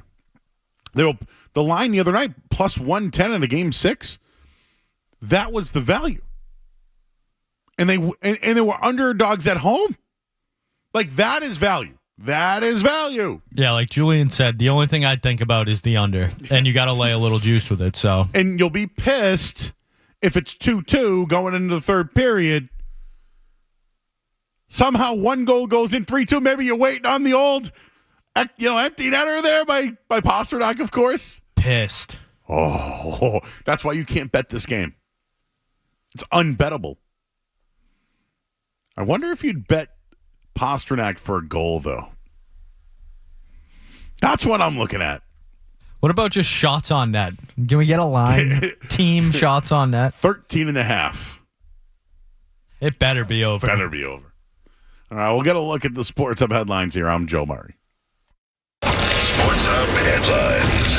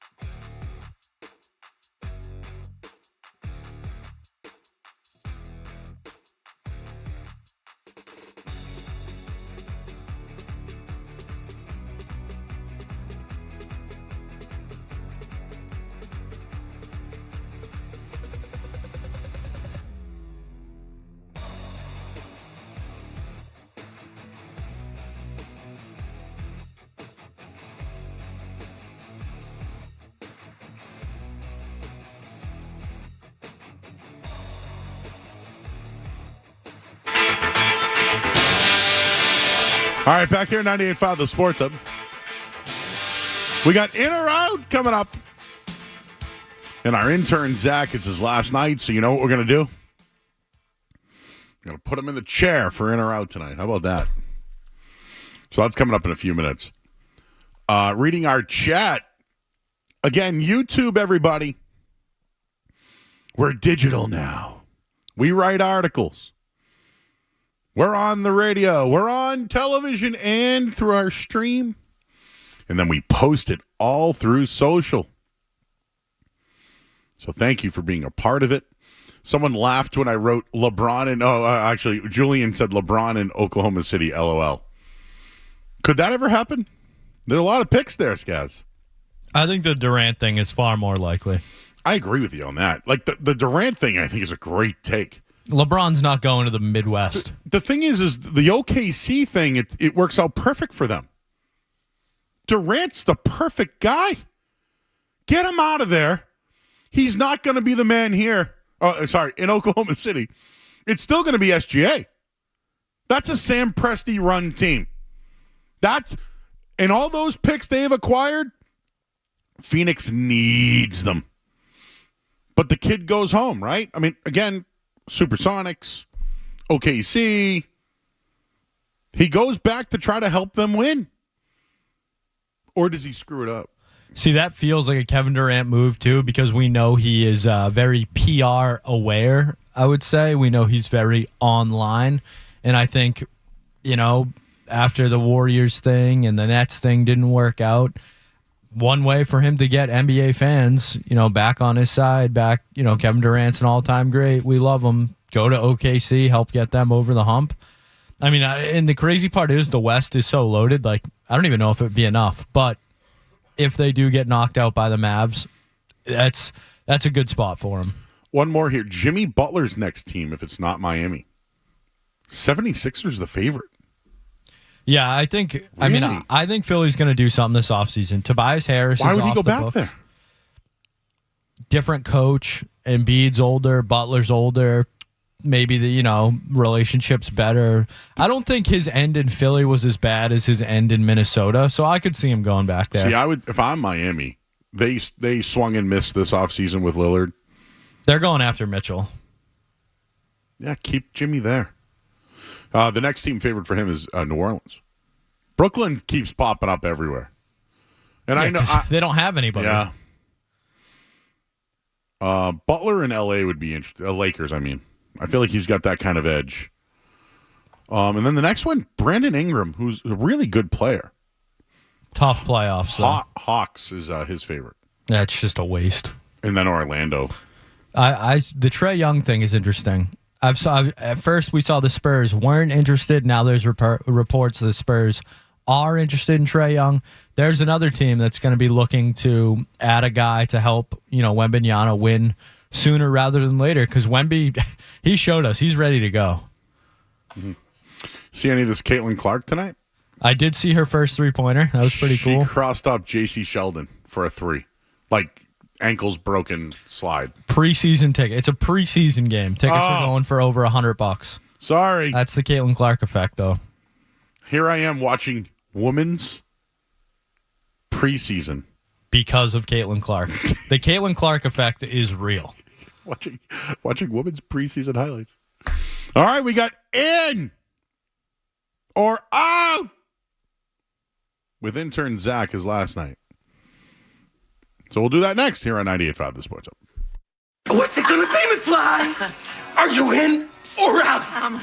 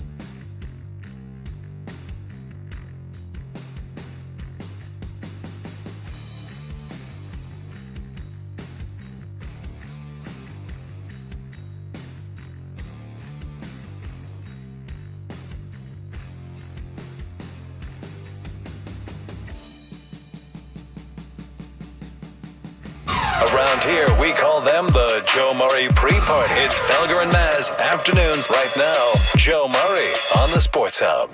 Are you in or out? Gotta know without a doubt. I'm the one you need for a dirty deed. I'm the best. Success is guaranteed. Last name is actually pronounced Weigel. What do they call it? Weigel. Weagle. So are you Weegs? Occasionally. Does everybody call you Weegs? Here and there, but... Do you have a nickname? In high school, they called me Weg. Weg. In college, they just call me Weagle. They know it's Weigel, but they say they it's call Weagle. you Weagle anyways. Yeah. It just sticks, right? It just sticks. But I think doing the Weigel is like a thing. It's like T-bowing, you know? Or what's the other one? The Gritty. Oh, I was big into the Gritty during my senior year. So do you score goals? You score goals? I'm a defenseman. You're a defenseman. But if you scored a goal, it'd be a big deal. Oh, yeah, it would. I would. What would be your Weigel? Like, if you had a dance, what would be the Weigel? Honestly, I probably wouldn't even dance. I would probably literally hit him with a "You Can't See Me." Oh, like a John Cena? Yeah. Oh! Yeah, someone called you Smeagol.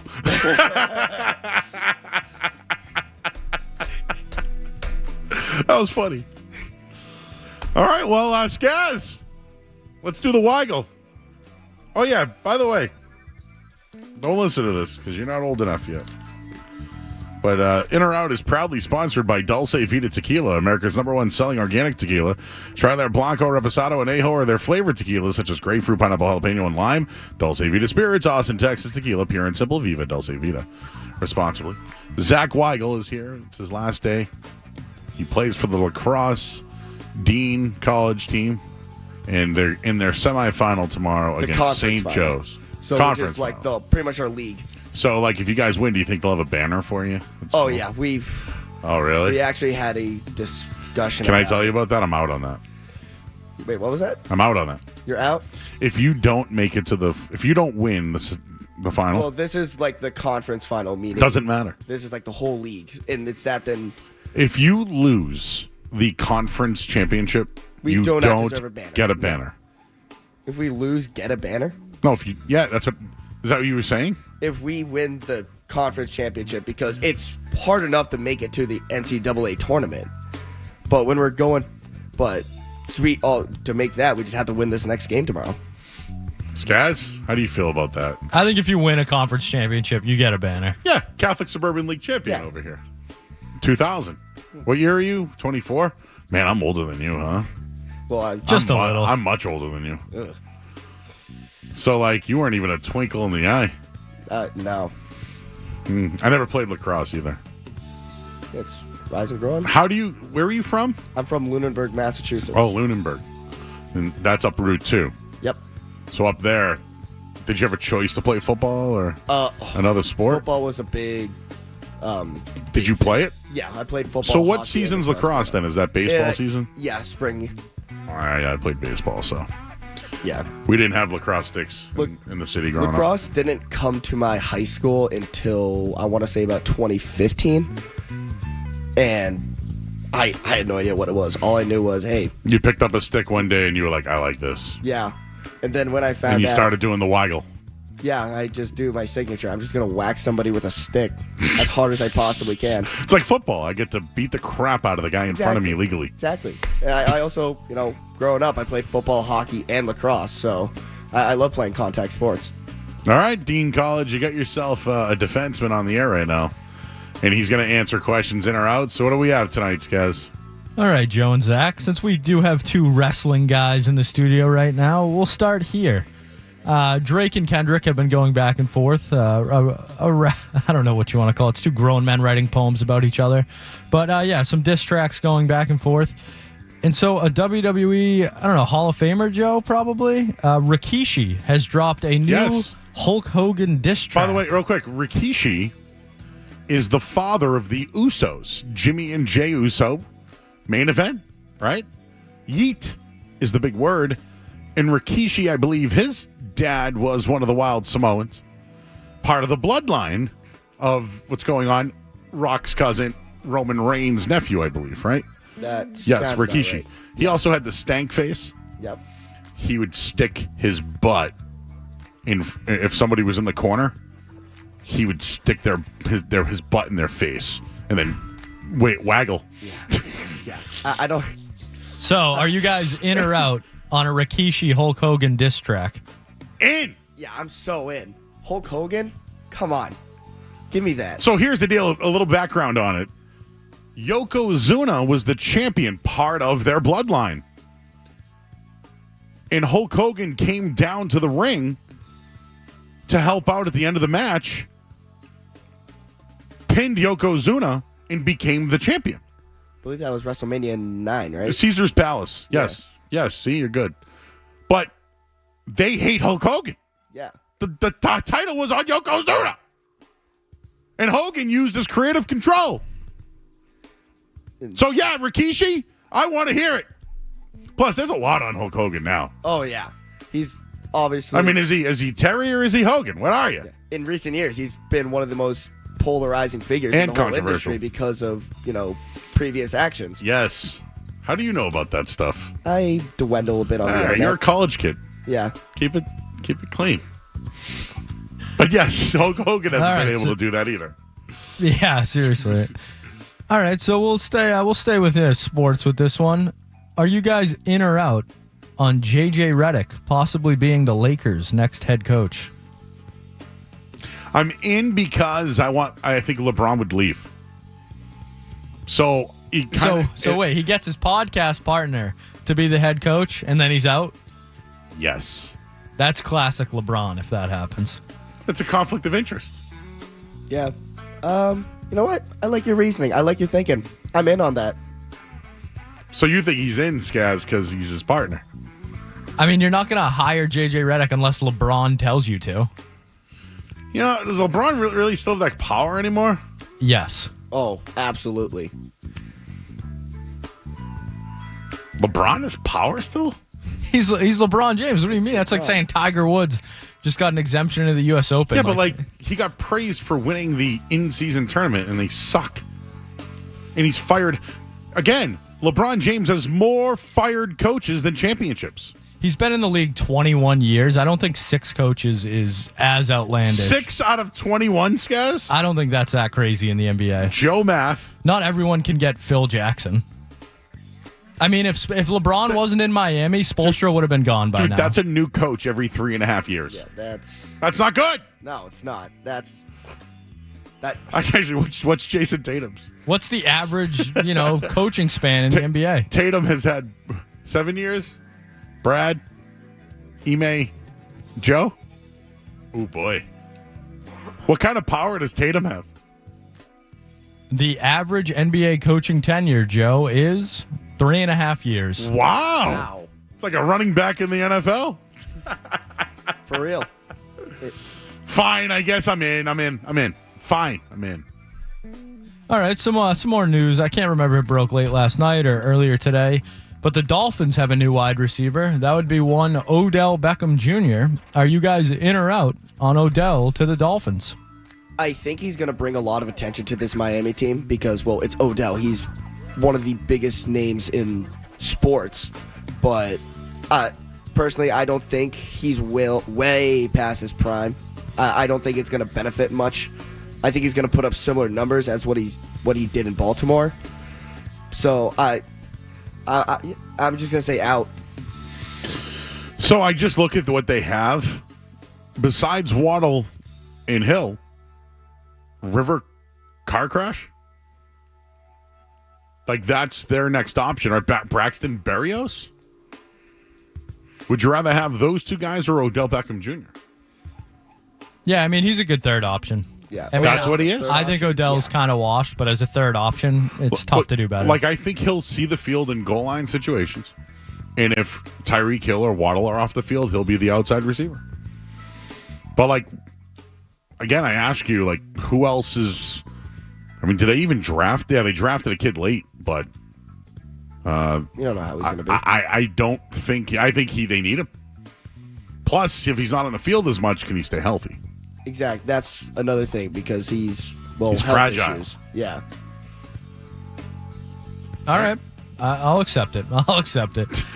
This is something that popped up on my Twitter today, and I feel like we always have to have one food-related item in or out. So this is a new Pop-Tart I saw on Twitter floating around, and that would be a frosted banana bread Pop-Tart. In. Yeah, in. I didn't even get the question out. No, but real quick, Zack, to me, seems like a food guy. I played center in football. Yeah, but it does not. Hey, linemen's no. gotta eat, You okay? like food. I am a food guy. You are a bottomless pit, I feel like. I mean, there was some steak in here earlier. It's gone now. Well, I saved it. I told they were throwing it away, so I grabbed the plate. I don't need it. I brought my own food tonight. But I said, hey, do you want? How was that?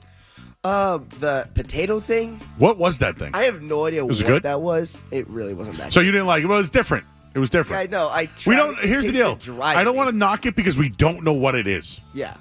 Do you know what I mean? Yeah. None of us know what it was. It's also wasn't. It wasn't fresh either. So it's hard to give a take on something that didn't just come out of the oven. Right. Like it's hard to. So what was how did we get here? The Pop-Tart? Yes. That Dude, who doesn't love banana bread? There you go. BANANAS. This bread is bananas. BANANAS. I love Pop-Tarts. Yeah, I'm a brown sugar cinnamon guy, but I think this one might make it into the rotation. Here we go. In or out on non-warm Pop-Tarts? I prefer them toasted. I do prefer them toasted. I'll still eat it, though. In case, I need to go somewhere and I don't have time to eat breakfast, I have no problem going into a box and grabbing just a fresh thing. You know where I get mine? The vending machine. Outstanding vending machine option. The cherry Pop-Tart. Oh, I'll eat that. I don't even need to heat it up. As is in. Out on cherries. Again, oh yeah, blueberry. In on blueberry. Blueberry. Yeah, I'm in on blueberry. I've had the Funfetti one and the all of them. In. We added that one tonight, guys. All right, another one that I heard mentioned on the midday show today, a rumor that's going around is that Boston may be getting a new famous resident. One Britney Spears is rumored to be moving to Boston. Are you guys in or out on Britney to Boston? Now that you were moving to Boston, baby. If this was during my time, your time. My time? I'm sorry. Your this was time? during your time, then I would have been in. But listen, it's not. She's still Britney, right? Like she has a famous saying. I won't say it. She's Britney. Yeah. She still packs a punch. She's still a slave for you. There was a very famous song that she did called Lucky. I liked. And I went to Catholic school and we wore uniforms. And my first interaction to Britney Spears was her wearing a school uniform. So I can't get that thought out of my head. So I'm in on that. But you know what I don't like? If she's here, does she have an entourage? Is there now the TMZ Boston? Is she going to hold up traffic? Is it going to be worse out there now? What town is she moving to? Is her kids going to go to the school? Is Kevin Federline going to be around? What is all that stuff? Out on all that. Out. We don't need any more added congestion. We don't need any more of it. How old are her kids now? Remember Kevin Federline? That was a real thing. That happened. Toxic. Very good song. It's a banger. It is. She had a lot of bangers. She did. Her prime was unmatched. Well, yeah, it was different. What's your favorite Britney Spears song? It probably is Toxic. Mine was Oops, I Did It Again. I played with your heart. Got lost in the game. Anything else? What about you, Skaz? You want to move into Boston? In or out? I like a good storyline, Brittany to Boston, why not? And some more celebrities are sitting courtside for a Celtics game. Hey, add some fun to the mix. You don't want to see Brittany courtside, sitting next to Robert Kraft or something? Oh. That is a nightmare combo. Like Taylor Swift lives in Connecticut on Watch Hill. If Brittany's in Boston, like imagine, I don't know, just Brittany and Taylor, by the way, You're two putting scary completely thoughts in my different. head, Joe. You're putting scary thoughts into my head. I'm addicted to you because your love toxic. That is going to do it for a Friday night edition of In or Out. Anything else to add, Zach? You're playing St. Joe's tomorrow. You got a message for St. Joe's tomorrow? Be ready. We're coming. What about any WWE takes, Zach? You always got something up your sleeve. Oh, man. How? Yes, you wrote an article. We did. we posted it on 98.5 The It Sports also Hub. aged very terribly. No, well, I fixed it. Oh, did you? Okay. I helped. I predicted that Rhea Ripley was going to hold the belt for another But listen, year. But you can't predict injuries. Yeah. Just so like when the that happened- Celtics and Porzingis. Yeah. No, Rhea Ripley's injury, when I first figured that out, the initial thought was like, oh, my article, it's game over for my article now. So be ready. So the St. Joe's lacrosse team, someone's going to be like, Zach Weigel. He said, what number are you? I'm wearing 29. Number 29 was on the radio. Yeah. He told us to be ready. And the coach is going to put it on every locker. Like, I mean, You get nervous? No, just No? To quote Al Davis, just win, baby. I like this. He's confident, huh? Yeah. By the way, what's your take on the Bruins tomorrow night? Because I'm going to ask everybody I see. Even Neil, our traffic guy, had a take. Oh, are you ready for this? History will repeat itself. So the Bruins win in Game 7. Yes. Skaz, in musings later tonight, you came across something. Let's do that in musings regarding Game 7 forecasts. Because, on the words of, we got to go to break, but on the famous words of Paul Heyman, it's not a prediction. It's a spoiler. It's a spoiler. All right, Zach Weigel, number 29, Dean College lacrosse team, playing in the conference final tomorrow night.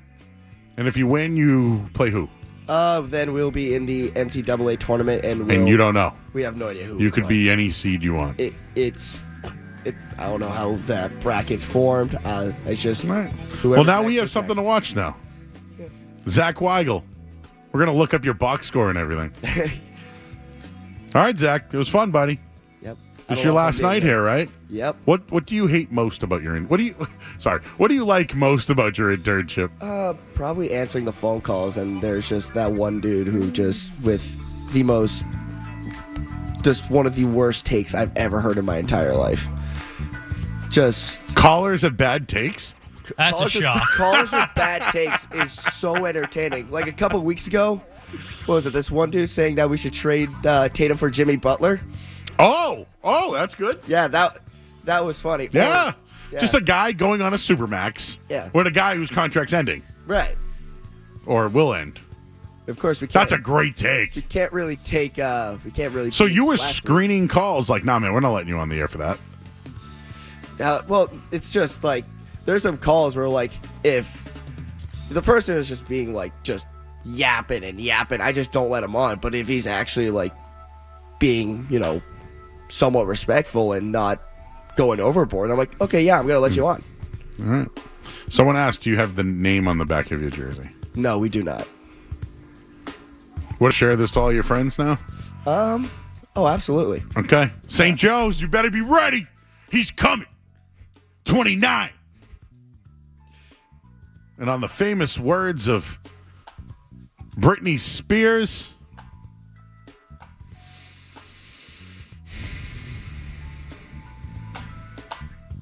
hit me, baby, one more time. All right, we'll go to break. Thank you, Zach. I'm Joe Murray on the Sports Hub.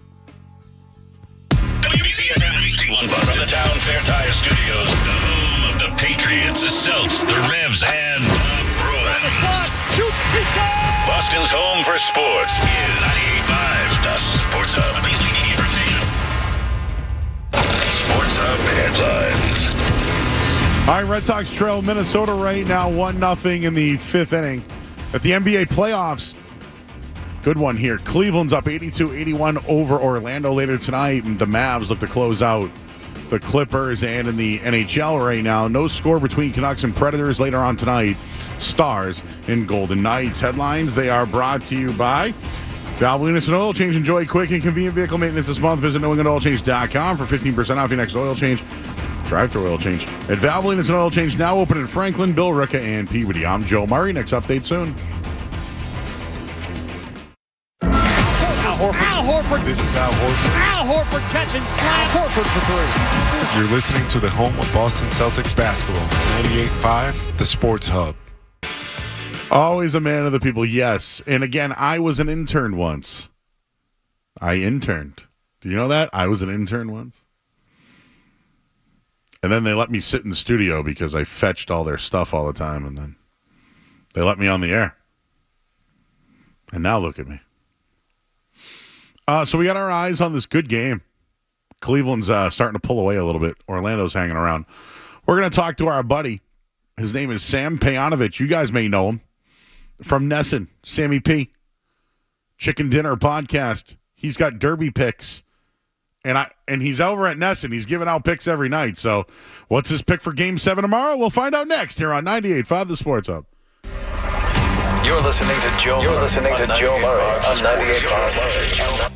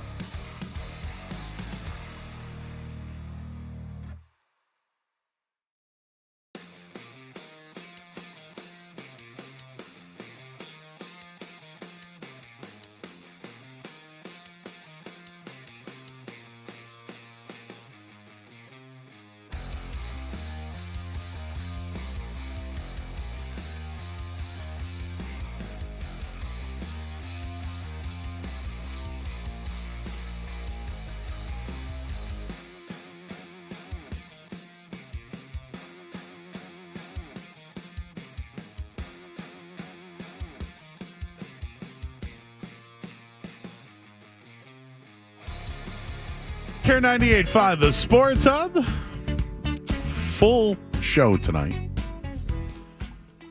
Joining us right now on the Volkswagen Dealers Expert Hotline, his name is Sam Panovich.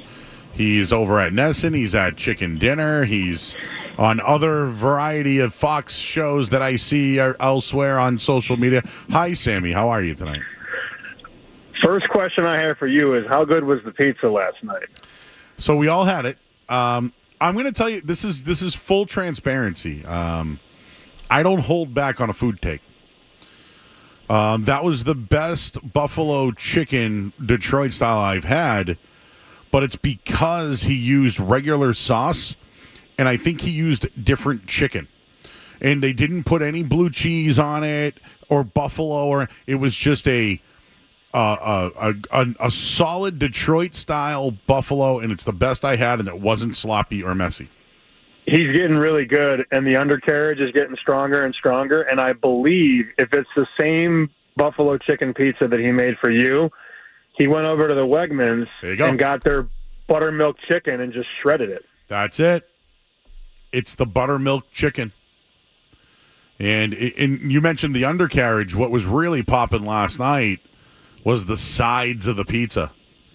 They had that nice crisp burn on it, and I love that. Oh, pan pizza poppy, baby. Yeah, he did a great job for us, and he's what I like about him is he's just a guy. He doesn't have a business or anything. He's just a guy, and I support him, and you support him. And who knows, someday, Sammy, we could own our own sports book and have our own pizza guy. Yeah, there's something to shoot for. So last night, Skaz and I were in studio, and we're watching you on Nesson before the game. You were giving your picks. I think you gave a Nylander goal or a point. Was that it? What was your lineup last night? Yeah, they make us do three, and I say make because it's the truth. Yeah. You know, it used to be when I first started, it was give us your best bet, and then it got sponsored, and it's give us your three best bets that I'll have to win. And then we have to guess which one's the strongest. Yeah, and then it's, I walk around the office, Sammy P didn't hit his parlay again. I'm like, okay, listen, like you pick three things in the same game and see how often you win them. Yeah, we did have Nylander last night, but I had Pastrnak, and, I've been listening to your station all day, and it's very clear David hasn't been good, and the coach called him out, so I didn't get the Pastrnak goal. Really, him and Charlie McAvoy have been super questionable in the last 2.5, 3 games. But I didn't hit the parlay last night, and, I'm going to have to build one again tomorrow. And I tell you, I've been doing this, 15, 20 years now. These Game 7 unders for me, man, are usually pretty strong. And that's because, you don't get a lot of gamble in the first 20 to 40 minutes. Teams aren't trying to pinch too deep, and, you're not really getting odd man rushes. It's a very defensive type of game. And I even went back last year and looked at the Bruins Panthers Game 7. It's 1-0 at the end of the first period. It's 2-1 at the end of the second, and it's 3-2 with a minute to go until Florida neutralizes it and wins in overtime. I mean, that was an under game for 55 minutes. So I'm probably going to end up under 5.5, and we've already seen some sharp money in Vegas come under. They laid it. They went from 115 to now 120, 125, and probably more money come in on the under tomorrow. So I think at 5.5, you're going to get a game that's probably going to be a 2-1, 2-2 type game with 10 minutes to go, and then you take your chance from there. But I'm going under before I go over. That's for sure. All right, so Skaz and I were talking about this as well. I'm staying away from tomorrow night. You were out in Chicago all those years. You've probably seen from afar, and you lived it last year, right, with the best team in hockey losing in the first round. You've seen it. But this has been going on now, man, for, I don't know. This has been going on for about 12 years, dude. This Bruins team underachieving. And I blame the players. I think the coach is in there as well. I can't really get on ownership or management for not building a team to get out of the first round. They should be. But when you really look at this team, or either team for that matter, what advantage really does either team have besides history on the Bruins side? I don't think either team has an advantage, honestly. And, it's tough to pick a team that you really like to win the game, because I could make a case for, both Boston and Toronto. I could look at a Toronto team without Austin Matthews, but then they pretty much had their way with the Bruins, in game number 6, and Matthews wasn't even a factor. And I don't think he's going to play in game 7. I don't know. Excuse me if I missed it, but I don't think he's playing tomorrow. That hasn't been reported, but it sounds like it's a knee injury, and I'd be surprised if he goes tomorrow. But then it really hasn't mattered. I mean, I can make a case for, Toronto because Boston's had so many issues putting teams away. So I agree with you, man. It seems to be an unbettable game. I think the biggest edge that the Bruins have is in net. I was laughing last night. I was sitting at the bar watching the game, and some guy goes, "You got to go to Ullmark in Game 7." And I go, "Are you out of your mind? Like, you're going to go to Ullmark right now, cold?" Swayman's been who's been better than Swayman in this series? Do you have somebody? Best player in the series, Jeremy Swayman. Yeah. Well, he's the best Bruins player of the series.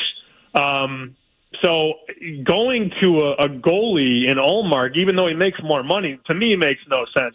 The Bruins are in this series because of Jeremy Swayman, so he's got to play. That's really the key. I think the worst thing for the Bruins tomorrow is to get involved in a track meet. It's 2-1 after one. It's 3-2 in the second period because my big concern with the Bruins is that their big roulette numbers aren't putting the puck in the net. And you mentioned, I grew up in Chicago. I covered the Blackhawks for 7 years. In games 5, 6, and 7, you could rely on the big numbers: 19 Taves, 88 Kane, 81 Hossa, 10 Sharp. Those guys put the pucks in the net. And you look at the big roulette numbers on the Bruins right now, games 4 on, they are not – well, Marchand had a big game. But generally speaking, the big numbers are not putting the puck in the net. And that's my concern. They find themselves at a track meet against a Toronto team that wants to play up and down, and it just doesn't work out. Where do you think Jim Montgomery lands on the blame pie list? And I mean, no team has ever lost consecutive series up 3-1. I mean, I think you mentioned the numbers, legacy game for the players, but I mean, right now Montgomery's fighting for his job. He'd be the fall guy, and that's not to say that he deserves to go. It's always funny to me, like a team falls flat, and it's like, well, we'll just fire the coach. And we'll fail to acknowledge that maybe we just aren't tough enough to win in the playoffs. Because that could be a part of the calculus, man. And I'm not even, trying to beat around the bush. There are so many teams over the years, whether it be the Buffalo Bills, whether it be, this Bruin team as currently constructed, whether it be a baseball team like the Oakland Athletics that, made the playoffs a lot but just could never do anything in the playoffs. Maybe just the DNA isn't good enough. That's certainly a possibility here. And, I was listening earlier today, I think it was Felger and Maz, they're like, we got to get rid of DeBrusque, and we got to do this, and we got to do that. And it's like, if David Pastrnak and Brad Marchand and Charlie McAvoy and Hampus Lindholm and Jeremy Swayman do what they're supposed to do, this isn't a series right now. This thing is over. But, Joe, the reality is you had the Panthers on the ropes last year, you had the Leafs on the rope this year, and the fact that it's Game 7 2 years in a row is not a coach thing. It's a performance thing. So they could very well blow him out. But to me, it's not even – he's not even like the third or fourth most responsible person in that organization right now. All right, talking with Sam Panovich of Nesson. I know you do the Chicken Dinner podcast. What do you got going on there this week? Yeah, we just put up a new episode today. I talk to a lot of horse guys. I like to bet the ponies, but I'd be lying if I said I was very good at it. I just follow what other people tell me to do. That's exactly what it is. That's what you do. You talk to people who follow, and then you make your own educated guess or follow someone or follow one of your buddies. You got to get a guy. Everybody needs a guy. And you work with some of the best guys in the business right now, and you've talked to some of the guys that are literally on the track. Yes, and, the guy I had on the show, his name's Colin Sheehan. He was like, it's so funny because I get all these texts week of the race, days before the race, who do you like? And he says, the homework doesn't start the week of the race. He's been scouting these horses since October and November. The future pool went up in December. So this has been a, 4 or 5 month process. And he says the best horse is the 17, Fierceness. 250, 3-1 right now. If Fierceness runs its race Fierceness is going to win. So he basically said, and you can listen to the podcast if you want a longer version, he basically said he's going to key the 17 and an exacta and a trifecta, and he's basically playing a bunch of other longer shots underneath. So he needs the 17 to win, but he's got the 6, the 7, the 8, the 11, the 14, and the 19. So what you need is you need that 17 to win, and then one of those other horses to finish in second, or two of those horses to finish second and third. But he's basically keying or placing that horse, Fierceness, in all of his stuff. So that's the move, and I'm going to do an exacta key box with the 17 and maybe those horses. So that means 17 can either finish first or second, and then you need one of those other horses to plug that other hole. You know where it lost me with the Derby? Just all the horses that were, not being able to compete. Has that changed? And to me, there's more politics than ever when it comes to horse racing, and I hate politics, so therefore I'm out. But that's why it's been hard for me to kind of stay involved this year, because last year all the horses I liked, they stayed out of the Derby. Then the next one, they weren't in the Preakness. I just kept watching, and I'm like, how do I follow along? And I feel like it's becoming a dying sport. Well, we don't have enough time for that conversation. But to your point about last year, the favorite got scratched, I believe, the day of the race. Yep. Forte was the favorite. Forte was the horse to beat, and then 3-4 hours before the race, it's like, hey, Forte's scratched, and then another horse got scratched. I want to say there were 2 or 3 horses that were scratched in the 24 to 48 hours before the race, and that's how it works. If your horse doesn't win the Derby, maybe you hold them out of the Preakness and bring them back in the Belmont. It's not like you get the best horses in all 3 races, but guys want to shoot for that big prize. If a guy's horse finishes 10th in the Derby, maybe he wants to rest that horse up, maybe change a couple of things, and then not run in the Preakness. Then just try and take down the Belmont and win that purse. So it's very chess matchy, if you will. And who knows, man? I mean, this race is a little less than 24 hours away. We might get a big scratch tomorrow. I have no idea what to expect. Gotta wait. Gotta get the best line too. And at the end of the day, we're betting our cold-earned cash on horses. Hey, real quick, why is FanDuel the only app that you can bet on the Derby? I think they have some licensing there. They were able to sort of finagle that. Yeah, you can't bet at any other book in Mass aside from FanDuel. I think it's because they crossed the right T's and dotted the right I's. I don't know the logistics of it, but yeah, that's the only app you can use in Mass right now to bet the race. And you can also dot your lowercase J's. You could do that too, or you could just get the TVG app. But yeah, if you're looking for like a sportsbook app, FanDuel's the only one you can use. That was a Chicago reference. Did you know that? I know it was. I know. Hey, one more on that. Drake May goes to the Patriots. Caleb Williams to Chicago. You follow the team. What do you think of the Caleb Williams pick? Also getting Roman Dunze. I mean, they made a big trade, right, this offseason for Keenan Allen. What are your thoughts on the Bears and what the Patriots have done? Well, Patriots roster just needs so much talent, and they have the lowest win total right now in Vegas. It's only 4.5. Crazy to think about that. Patriots win total 4.5. They used to win 4.5 games by October with Brady. Bears are interesting. Offense has gotten a lot better. 2 years ago, Justin Fields was the quarterback, and Darnell Mooney was your number one receiver. They are so much more talented now. My only concern, man, is that division is very good. The Lions should have gone to the Super Bowl. Jordan Love was awesome from Thanksgiving on last year. And, Minnesota just got 2 really good players in J.J. McCarthy and Dallas Turner. So that's arguably, top to bottom, the best division in football. But if Caleb Williams can play like C.J. Stroud played last year, the Bears can be a wild card team for sure. All right, one more. We just had a controversial in or out. So I wanted to ask you about this one. In or out on room temperature Pop-Tarts? I could do them. I'm in, but I don't prefer them. Yeah, I go. That's one of my favorite vending machine options is the Pop-Tart. No toast. If you could get a toast or an air fry, I think that's preferred. But I could eat a Pop-Tart room temp, no doubt. Have you ever had a fried Pop-Tart? No. Oh, like a State Fair fried? Like, that's when they just start frying everything that isn't nailed down. Have you been to the Topsfield Fair yet? No. Okay. just eat. Don't care about anything else. All right, just eat the food. Okay. But they make deep fried Oreos, all that kind of stuff there, and you can also get a turkey leg and just walk around the fair. As long as they wheel me out of there, that's fine. By the way, did you hear? I know you got to go, but did you hear about Skaz's dilemma tomorrow? No, what do we got? Oh, he says he might not watch Game 7 because he's got a date or something like that.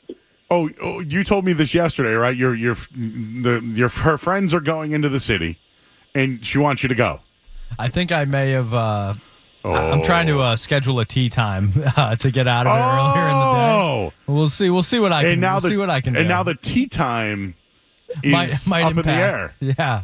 What are you going to tell her for tea time? She's not stupid, Skaz. I mean, the sun goes down at 7:30. Just say, I'm teeing off at 1. Might be home in time, might not. We'll play it by ear. It's one thing, I don't play golf anymore, but the fact that men can just leave for 6 or 7 hours like that, like I don't know how people do it, Sammy. How do you get away with that? I don't golf. I like to watch You don't golf. golf. I don't have 6 hours to sit on a range. But I said, Skaz, what are we doing for the game? And he goes, I don't know. I don't know if I can make it. Hey, one more. Game 7.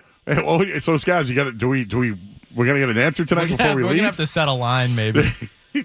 Will Skaz watch Game 7? Oh, I'll be watching. Okay, well, where will Skaz be watching Game 7? That's the question. At home or out in Boston somewhere? That'd be funny. One more. What do you think of Britney Spears moving to Boston? I saw the headline. I didn't do much diligence on it, but I didn't quite understand. Like, is this like a rebellious thing? Why is she coming here? No clue, but I think I'm in. I just don't want the paparazzi. Okay, or maybe not the dad either. The dad's kind of a bad guy. That's what we were talking about. Is there a new dad? Because I know Kevin Federline was around. Well, I meant her dad, because her dad. Oh, I heard that guy sucks. Yeah, her dad's the devil. We don't need him here. Maybe that's why she's coming to Boston, because her dad doesn't like it here or something. If we get her to a nice north end, and maybe we take her for a beef up by you, like maybe we can kind of lay the foundation there. Brittany's beefs. The pan pizza Brittany. Oh yeah, think of the opportunity. So a air fried Pop-Tart. Air fried Pop-Tart, but if you can get to a nice fat Midwestern state, they will deep fry a Pop-Tart for you. All right. So you go in the middle of Iowa where there's nothing to do but deep fry stuff. That's where it's at.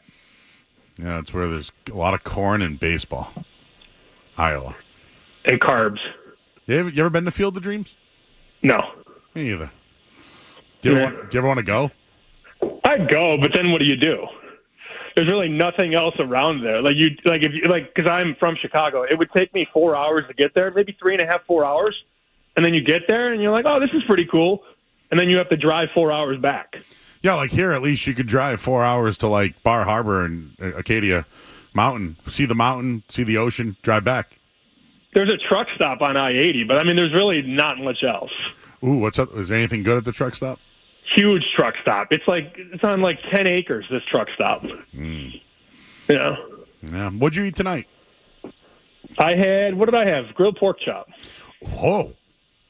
With the Parmesan risotto. Okay. So I'm a big risotto guy on the side lately. Obviously it's got rice in it, but like you have the choice. But was there a gravy or a sauce on your pork chop? A little bit, sort of. I don't know that it wasn't a pork gravy. It was like this orangey sauce that kind of soaked into the risotto. I was all about it. I was a big fan. Maybe it was like a sun-dried. I wanted the chop, but then you read the menu and there's like words I don't know what they mean. I think it was like a sun-dried tomato gravy or something. But it was good. It was good. Yeah. All right, Sammy. Well, it's good catching up, man. Good luck with the Derby tomorrow, and we'll find out. I'll let you know. We'll find out tomorrow what Skaz does. All right, I think the game goes under for real. I think under 5.5. Like I would, if you're going to bet the game and you know you're going to bet the game, I would just bet the under now. Might go down to 5 tomorrow. Who knows? All right, it's Sam Panovich. Check out his work, Nesson, Chicken Dinner, Fox, you name it, and he's also on Twitter as well. Sammy, thank you so much, sir. Enjoy your weekend. See you, bud. All right, he's Sammy P. Just easy to talk to, huh? Could have just kept on going if we wanted to. Could have really got into Skaz's tea time there. I'm working on it. You know, what are the alternatives? Yeah, it's a 1 o'clock I'm looking at right now. Yeah. Would you drive, or would you have a buddy drive? Oh, no, I'll drive to the golf course, yeah. Yeah. I don't like driving the cart, though. I prefer to be a passenger when I'm playing golf. Out. You like driving the cart? Think about it. You get worn down over time. No, I like taking a cart, but I don't like driving it. I don't like being the guy you don't want to drive the car? No, I prefer to just, I'm a passenger. Do you sit in the passenger or in the back? No, you don't. No one sits in the back. You can't sit in the back. I sit in the back. No. No, you know where you put That's your where clubs? the clubs go. Yeah, I know, but if you move the clubs, there's a way to still have a seater there. It's a big cushion, too. Or is that only in Boston? I was going to say, I don't know. How do I have to see these golf carts you're taking? I have not gone golfing in probably 15 years. I grew up on the golf course. Literally. I had to walk down a pathway, but yes. And then they would see me and they'd be like, "Hey, Joe," and I'd be like, "Hey, go play the back nine." All right, cool. And then every once in a while, we would have a golf cart. You stick a little T right in the motor, pop the governor. Someone's saying they're strapping you into the back of the cart like the clubs, just pulling the thing. We got Joe on the course. We strapped him in. No, I used to just smoke cigars and drink beer. That's how a lot of people play golf. That was golf. Miguel Angel Jimenez has made a career out of that. I used to sit in the cart, drink beer, and smoke cigars and bust all my buddies' balls. We got to go to headlines. 98.5 The Sports Hub. Sports Hub headlines. The Orlando Magic have forced a Game 7 with a 103-96 victory. It just went final in a huge night by Paolo Banchero, who hit some really big shots down the stretch here. That's why we were stretching that a little bit. I was watching that. It was really, really good. Banchero, 27 points on the night. Franz Wagner, 26 points. Jalen Suggs with a big night as well, 22. They held off Donovan Mitchell's 50.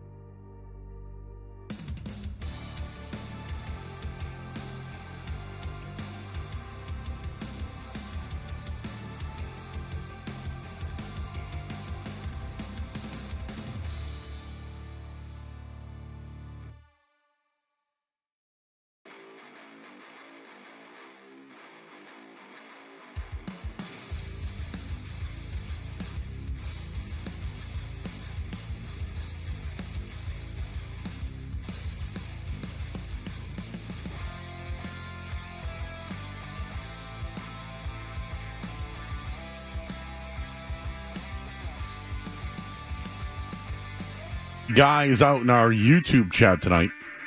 We'll get you updated on everything happening, but just quickly, Orlando is forced to Game 7. So the Celtics now will have more time. This may help them with Kristaps Porzingis as well, but might not have a Celtics game until Tuesday night. We'll know more after Game 7. JP in North Providence, what's up, bro? Hey, Joe, by the way, that was a great interview. Got to get him on all the time. That was fantastic. Sammy's we're good friends, and he works over at Nesson, and we work for competitors on television, so that's kind of why we can't do more. Oh, I love it. So, Joe, a couple of important things. First off, if you're ever at a Neon Marketplace, I just polished off a macaroni and cheese pizza slice that I did not expect how good it was, Joe. You would have loved it. So wait, it was macaroni and cheese on a pizza? Joe, I'm telling you, I ate the whole damn thing. I'm stuffed. And that was at a convenience store? Neon Marketplace. It's like a Cumberland Farms. They're all over Rhode Island, but they got kitchens. They got food. Anybody that's out there that's been there and has had it knows what I'm saying. You got to try it, Joe. So you went to a gas station marketplace and ate a slice of pizza? 7-Eleven at 2:30 in the morning after a club. This is a treat. Oh, those days are over for me. I'm sorry. I'll still eat street meat off the vendor, but... Never had mac and cheese pizza before. Fantastic. Oh, I bet you it is. It's just that, oh, no. Oh, no. No, they cook it there. It's in the oven. All right, so I'm going to take your word for this because I'm looking at the site. It looks pretty legit. Oh, it is. It was outstanding, Joe. Now, I need your help. I'm going to in Woburn. I just blanked the sports bar. Scoreboard. Thank you. We're going there. Dave Macklin Band's playing. We're going to have a great time tomorrow night. I know them. Yeah, okay. That's your buddies, right? They're great. World premiere, but going to see Dave Macklin will be great. Never been there. Give me something off the menu. Oh, the Slapshot wings. We doing a blue cheese, a little sour cream? What are we doing on the side with that? I actually did blue cheese and ranch. You know what they have? If you like burger, they have a huge burger. No, I'll go with the wings. I don't want to fill up for the dancing. Yeah, Slapshot wings. They're really, really good, and I know all the guys there. Great people. And now it's time for sports. Prop bets, 3 for tomorrow night. Bruins outright win. Pastrnak with a goal and an assist. And under 5, can I do that for tomorrow night? Because I'm starting with the tequila tonight already. Every Bruins fan is at Game 7 in Boston on Saturday. Like, at 1 o'clock you start drinking for this? Well, it's Derby Day, too. So, and Cinco de Mayo is Sunday. So, well, thank you, JP. Can we do that with pasta? Is he going to come through? Thank you. I'll tell you in a minute here. Thank you, JP. We have to get going. I got Joe Me the Money coming up in a bit. How about that? And we'll get the musings coming up next here on 98.5 The Sports Hub. Don't go anywhere. There's more Joe Murray.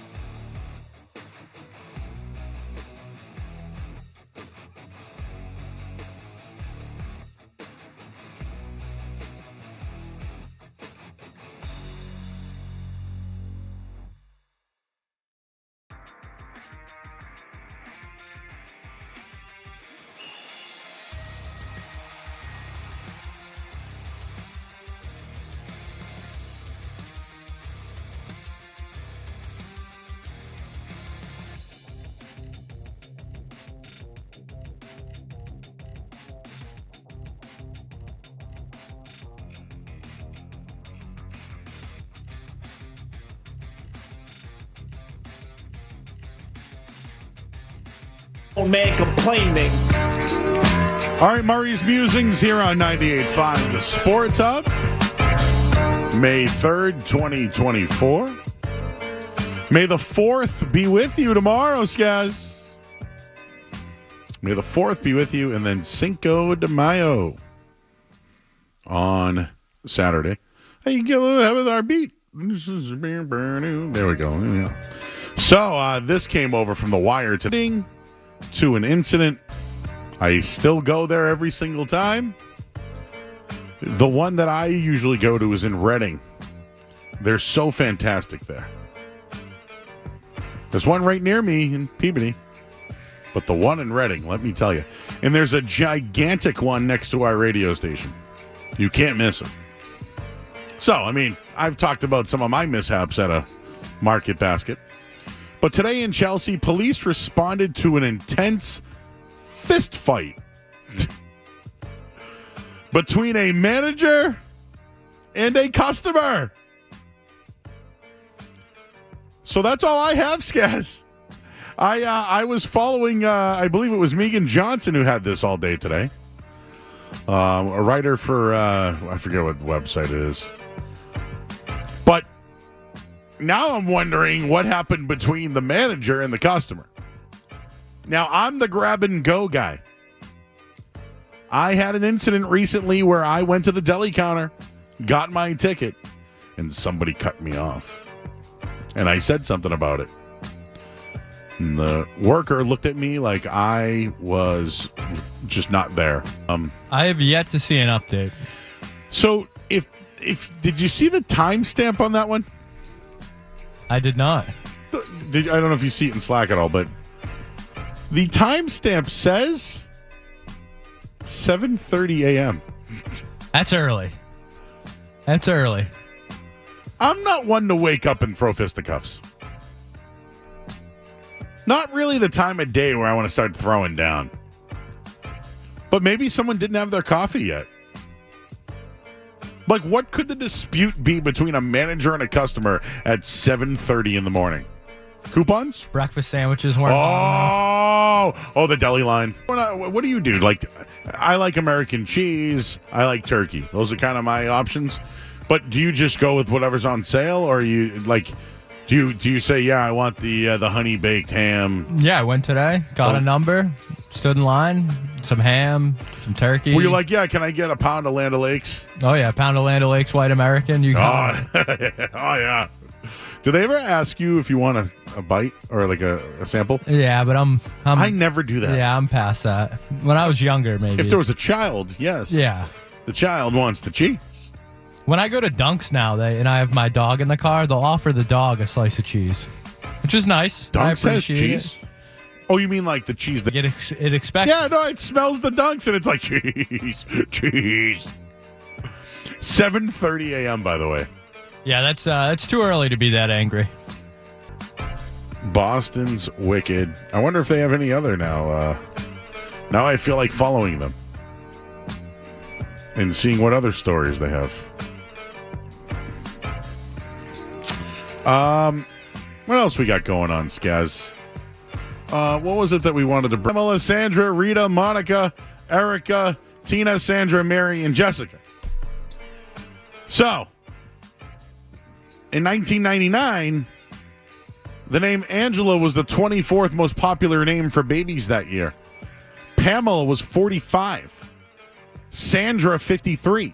Rita, 69. Nice. Monica, 26. Erica, 16. Tina, 31. Sandra, 31. Mary, though, is a top 10 name. Top 10 name. And then Jessica, top 12. So, I don't know why I don't think he really knows Angela, Pamela, Monica, Erica, Tina, Sandra, Sammy, whatever. But Mambo number 5 has a lot of women in it. 1, 2, 3, 4, 5, 6, 7, 8, 9, 10. So what happened to Mambo 2, 3, 4? Brown, rest in peace. It was his birthday today. Eric Church, he's a country singer. Bing Crosby, rest in peace. Frankie Valli, 90 years old, was in The Sopranos. He was like, we got to get rid of the little guy. He was the one who put the hit on. Was it on Johnny or Phil? I can't remember now. Spoiler. Dwayne Haskins, R.I.P. Christina Hendricks. Well, who else we got? Sugar Ray Robinson. Domantas Sabonis. Anything for you guys today? 5-time major champion Brooks Koepka is 34 years old. I have his rookie card. Bobby Cannavale. Did I say his name right? I think so. Okay. Mentioned Christina Hendricks already. Dule Hill. I'm not seeing much today for birthdays. All right. There's your musings. Musings. Tell you what's going on in this new series now between Cleveland and Orlando and Game 7 tomorrow night. We'll do that next here on 98.5 The Sports Hub. WBC Infinity One bus from the Town Fair Tire Studio, the home of the Bruins, Patriots, Revs, and Celtics. Come on, Max, step back. 3 is good. Boston's home for sports is 98.5 The Sports Hub. A Beasley Media Group station. Sports Hub headlines. Game 7 tomorrow night, Boston Garden. Leafs has moved on. Shutting out Nashville tonight, 1-0. Stars and Golden Knights just about to get underway. Dallas leads that series 3-2. The Orlando Magic have forced a Game 7. They win tonight 103-96. They held off Donovan Mitchell's 50-point night. Paulo Banchero with some big shots down the stretch. He finished with 27 points. So they'll play a Game 7, which means the Celtics will not begin their next series until Tuesday night. And Dallas looks to close out the Clippers tonight. They're up 20-15 in the first quarter. And the Red Sox, they trail 5-0 right now to the Twins. They made an error. Therefore, they're going to lose. Headlines. They are brought to you by our good friends over at Valve Safety Insurance. Providing comprehensive coverage for your auto, home, and business. Ask your independent agent about safety. I'm Joe Murray. Your next update in 30 minutes. Hold everything 98.5 The Sports Hub has to offer in the palm of your hand. I need that. Listen live. Get breaking news. I need it. Download the Sports Hub app.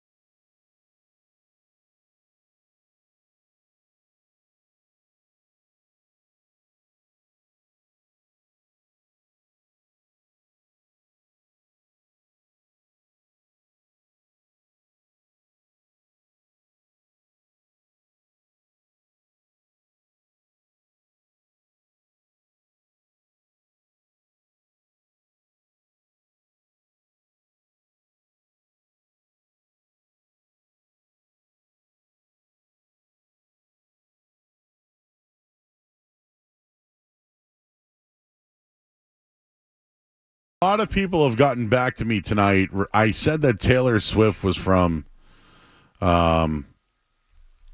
Connecticut, but Watch Hill is in Rhode Island. And I apologize for that. Are you sorry? I apologize. But I'm not sorry. How dare you not know where Taylor Swift is I from? will tell you. Have you ever been to Watch Hill or Musquamaket or any of that? I don't think so. Dude. I think that's a little above me. It is definitely a highbrow area, so I can tell that the people who are there are protective of their area. They're rubbing your nose in that one? Listen, Watch Hill is an absolutely beautiful place. I drive. You know what I do? I drive by like the $1 billion mansions. I do that in Newport too. Yeah, I've been to Newport. Yeah, it's like I can't afford any of these, but let's just drive by anyways. You know, on that night show salary. But Watch Hill's beautiful. And Misquamicket's a great public beach if you ever go out that way. Oh, Stephen Peabody. Steve, how you doing? What's up there, buddy boy? Hey, some real quick things.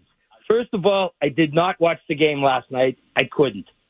I got to work tomorrow night, and I'm sick to my stomach. Do you want to thank Orlando. Just real quick. Tomorrow night, right? Yeah. What are you going to do? Like you were in the building last year, Game 7, right? Yes, I was. So I was. Do you remember your day? Are you going to do anything different? No, not going to do anything different. Anytime the horn goes off, I'm going to run into a suite to see the replay of the goal. And if I hear the organ go, then I know Toronto scored. Do you think? What do you think it's going to be like there tomorrow night?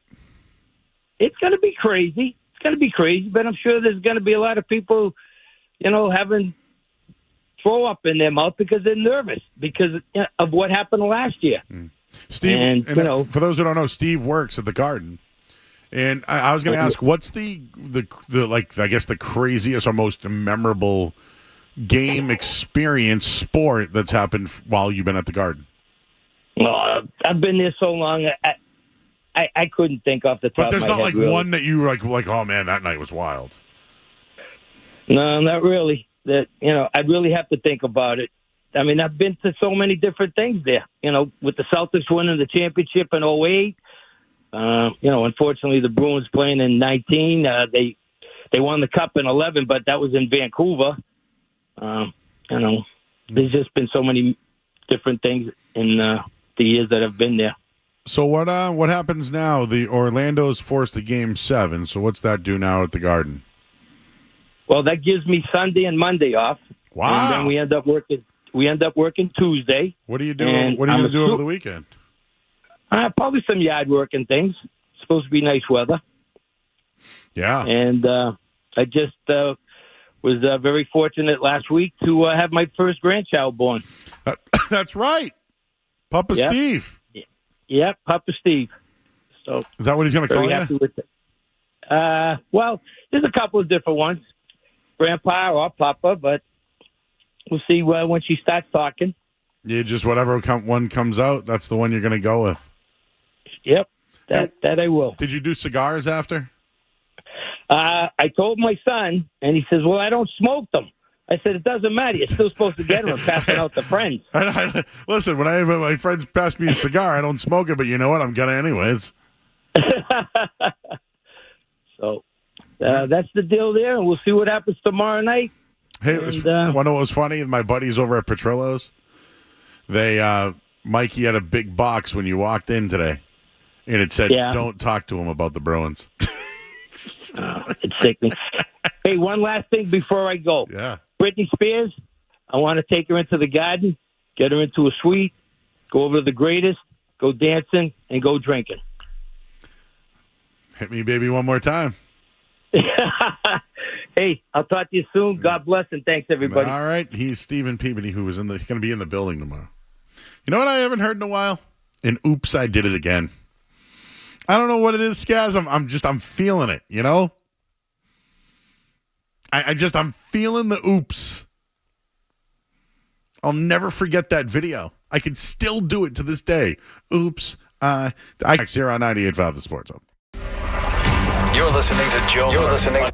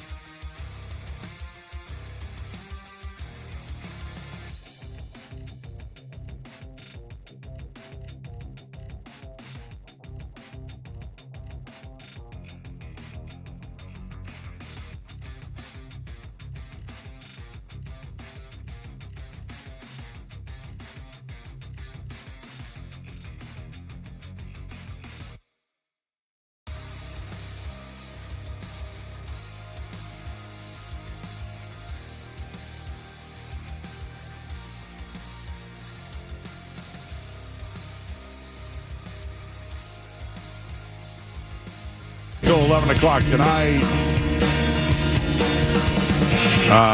Let's go to Justin. He wants to get in on the Bruins Game 7. He's in Shrewsbury. What's up, Justin? Hey, Joe. How you doing? Good, man. So, if the Bruins lose tomorrow night, do you think it affects not only Montgomery's job potentially, but even the core, right? Like Marchand, Pastrnak, McAvoy. They can't just run it back with the same core and kind of expect the same thing. Affect the change, because this would be 2 years in a row where they blow a 3-1 lead in the first round. So just wanted to kind of hear your thoughts on how, it affects them moving forward. Because, I know a lot. Oh, we lost you, Justin, at the end there. But I think everything's in play. I think Montgomery, Sweeney, they probably won't move on from Sweeney. I don't think they will. But I think they'd move on from Montgomery as a fall guy. Maybe they'd look to – I don't know if they'd look to trade Marchand. I don't know. Is Marchand even worth something in the – I'm thinking about the rest of his contract. I mean – and here's another thing about Montgomery. If he doesn't get an extension, he's a lame duck coach. It's bad if they lose. It's – you know what, though? How people feel right now, let's hypothetically say they move on in this series. Let's say they lose in 5 to Florida. What's the difference in the feeling? Right? What's the difference? You're going to start questioning things. Is Pavel Zacha a guy to go forward with? Can Charlie Coyle do anything on a 5-on-5 in a playoff series? You'll definitely question Montgomery not winning any elimination games. David Pastrnak will have the, hey, what have you done? You make a lot of money. They're going to trade their goaltender? Their goaltending tandem that's got them to this point? Do they look to split up a Lindholm or a McAvoy? Or trade one of them? How about you just start playing younger kids? Patra, Lohrei. Maybe just do a youth movement. Sell it. Believe in your goaltending and coaching. But it's going to be interesting, man. We're going to have our popcorn ready for tomorrow night. And we were just having some fun with the old Britney Spears, Oops, I Did It Again. That song, if the Bruins lose, oh, baby, baby, how was I supposed to know? Because you've done it in back-to-back years. And you'd be the only team ever to lose 3-1 series back-to-back with a lead. Ever. You were the first team ever to blow a 3-0 series lead. Looking at the whole entire Bruins legacy, dynasty, whatever you want to call it, have they been one of the best 5 teams in the NHL for 20 years? Yes. Am I going a little further in 20 years? How about 15 years? Have they been one of the top 5 teams in hockey? Absolutely. Have there been plenty of multi-winners? Yes. And you know what? If you want to look at it in the far scheme of things, a lot of teams won multiples, right? The Bruins should have won multiples and failed. They went 3 times and won 1. So good for the Bruins. On the face of it, the Bruins being in the conversation all those times, it's going to look great in the long run. It really will. They're one of the teams to win a championship over the last 15 years. So if you really want to look at it, people will praise them for that. But Vegas won last year. Colorado's won multiples. Tampa Bay's won multiples. St. Louis is an outlier. Washington's an outlier. Chicago won how many? Multiples. Pittsburgh won multiples. The Kings won multiples. Detroit won multiples. Right? Carolina's been there. So if you're just looking at the last 24 years, there's only a few outliers who have won a championship. Vegas expansion, St. Louis, Washington, and Boston. I guess you can throw Anaheim in there if you really want to. But there's been multiple winners. There's only been really 4 outliers, and the Bruins are one of them. And it's actually a shame. It's a shame with all the talent they had.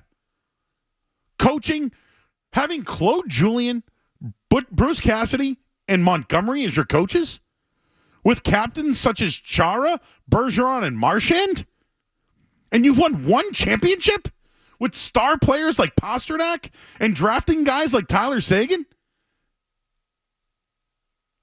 You look at it, this has been a huge disappointment. An absolute disappointment. 1 championship? But hey, you know what a hockey observer is going to tell you? Well, Joe, look at all the teams who won multiples. Yeah, I see them. Tampa Bay won a bunch. Pittsburgh won a bunch. Chicago won a bunch. The Kings won a bunch. Detroit won a bunch. But you know what I see? I see Bruins 2011, and I don't see them again. I see St. Louis beating the Bruins. I see Chicago beating the Bruins.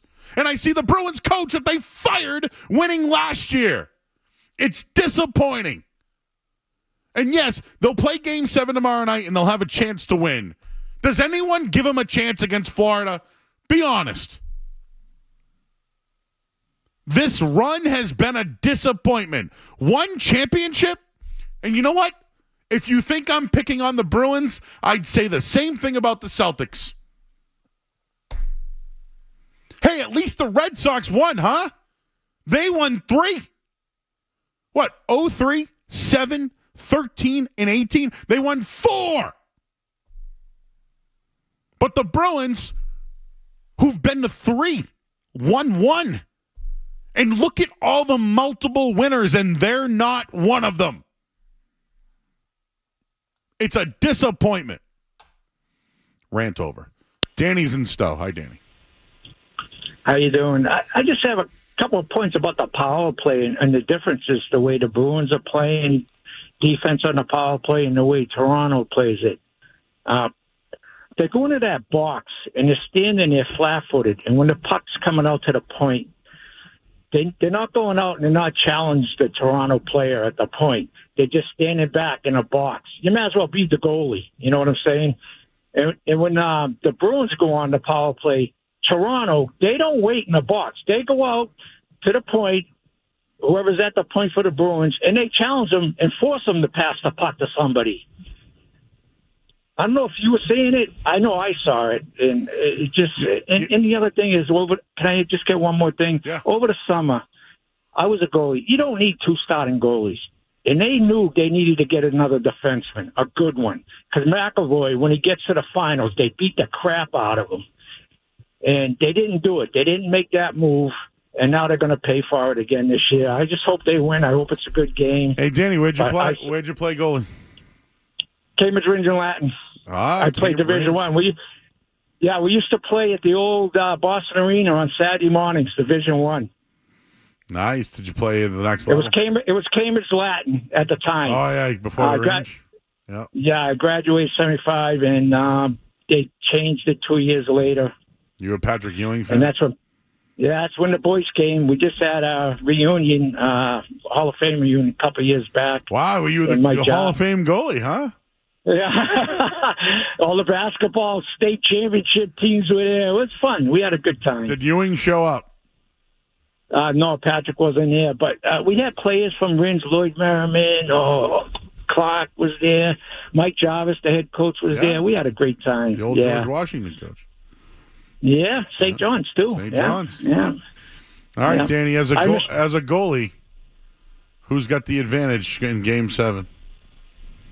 I think we do with Swayman. Swayman's a good goalie. Thanks, Danny. Expert opinions, guys. Should have put him on the Volkswagen dealer's expert hotline. I played goalie. Did you know that? At Fallon Field in Roslindale, everybody wore rollerblades but me.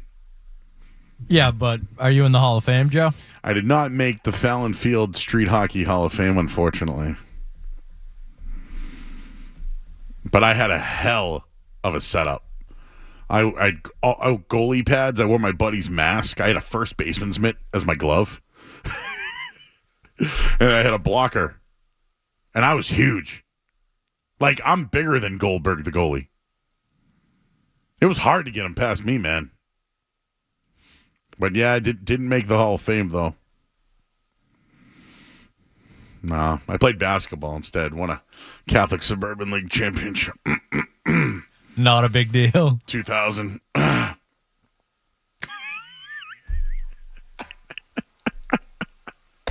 about you, Skaz? What would you win? Your track star, right? Yeah. Yeah? BR Hall of Fame. Would you run the 40 in? I was more of a long mile, 2 mile. Yeah. Stuff like that. What was your time? I think as a freshman, I ran a mile in like 4:40 something. It's pretty. I used to run 2 miles in like 10:05 or something. Something gross. And Zach's about to go dancing. Zach's going dancing. One night in the summer, when you call in, you got to tell me your 40-time bench press. Like, what would the caller combine? The caller age. We need age. Age. Where you played. The caller combine is going to happen someday. I'm in for the caller combine this summer. God. We got Joey the Money coming up, but let's talk to Lee in Plymouth. Hey, Lee. All right, so before I go on my rant about the Bruins, have you ever been to the Trading Post in Buzzards Bay for the bar pizza? I haven't, but I've been advised to get over there. You have to go. Have to go. It's arguably one of the best bar pizzas that you'll ever eat. So when I come out, I go to Sandwich, and on my way home, I cut through Bourne, and I see it. I've seen it many of a time on my way back towards Route 3. But you're saying it's like legit good bar pizza. Yeah, it's a hole in the wall, but it's really good pizza. All right. Anyways, about the Bruins, right? So what aggravates me about the Bruins is, to your point that you were talking about, you had all these great players the last, call it like 20 or even like 15 years, right? You've had Chara, Marchand, Bergeron, right? You have one championship. Been to 3 finals. Your phone, man. I'm sorry, dude. I think he's trying to say what I was saying, right?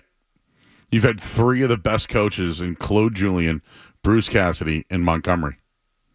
You've had captains in Zdeno Chara, Patrice Bergeron, and Brad Marchand. 3 potential Hall of Famers, right? Tuukka Rask, Tim Thomas, Swayman. 1 potential Hall of Fame goalie. Tuukka Rask it could be a Hall of Probably. Famer. I mean, individually. I know people don't want to hear that, but he's statistically one of the greatest goalies percentages of all time. he is, yeah. yep. And he's played in a hell of a lot of playoff games with a ring. And you just look at who they've been surrounded by, the management they've had. This has been a really disappointing run. I'm not here to crap on them. They've had a great 100-year career. But it's more disappointing than it is. They underperformed. And listen, I'm not leaving the Celtics out. Like, the Celtics went to 2, right? Well, now 3. And they've won 1. The Celtics are on the same notice. And maybe I'm different here, but the Bruins had higher talent. Yeah, see, I look at it almost as like this Celtics core is entering like what would have been the early 2010s for the Bruins. And dude, forget about how many other guys the Bruins have had along the way, like the Phil Kessels of the world, Ginla. Mark Recchi. Recchi was a good one. Like, they've had so many other, like, Ryder, just guys that were in the mix who played elsewhere. Even Van Riemsdyk this year. Like, they've always found a guy that could be a catalyst. I think somebody called them generals. I don't know. I forget who said that. But how many? There's a lot of passengers on this team, man. It's like they need someone else to do the job. But it's been disappointing, man. Oh, don't get me wrong. It's great. When you look back at it, 3 Stanley Cup appearances, winning one of them, going into the playoffs almost every year. playing with Hall of Famers, it's going to look all great. But it's also going to look very disappointing. Pittsburgh's a multiple winner, right? Tampa Bay, multiple winner. The Kings were multiple winners, right? I think Colorado won 2 over the last 20 years. Chicago, multiple winners, right? But the outliers, Washington, Anaheim, St. Louis, woof, Vegas. And Vegas could win again. And Boston. You're right. Vegas could win again. They could. It's sad. Joey the Money. Got some picks for you this week, and we'll do that next. Sports Hub headlines. All right, right now, Western Conference, Dallas up 40-30 over the Clippers. They're looking to close them out. There is a Game 7 in the NBA. It'll be on Sunday at 1 o'clock between the Cavs and Orlando. Orlando forced a Game 7. Winner of that game will take on the Celtics on Tuesday night. We got a Game 7 tomorrow night. Bruins, Leafs, right here on 98.5 The Sports Hub, and the Twins defeated the Red Sox tonight 5-2. Headlines are brought to you by Valvoline Instant Oil Change. Enjoy quick and convenient vehicle maintenance this month. Visit NewEnglandOilChange.com for 15% off your next drive-through oil change at Valvoline Instant Oil Change. Now open in Weymouth, Canton, Bedford, and Natick. I'm Joe Murray. Your next update is tomorrow. Not with me. More Joe Murray.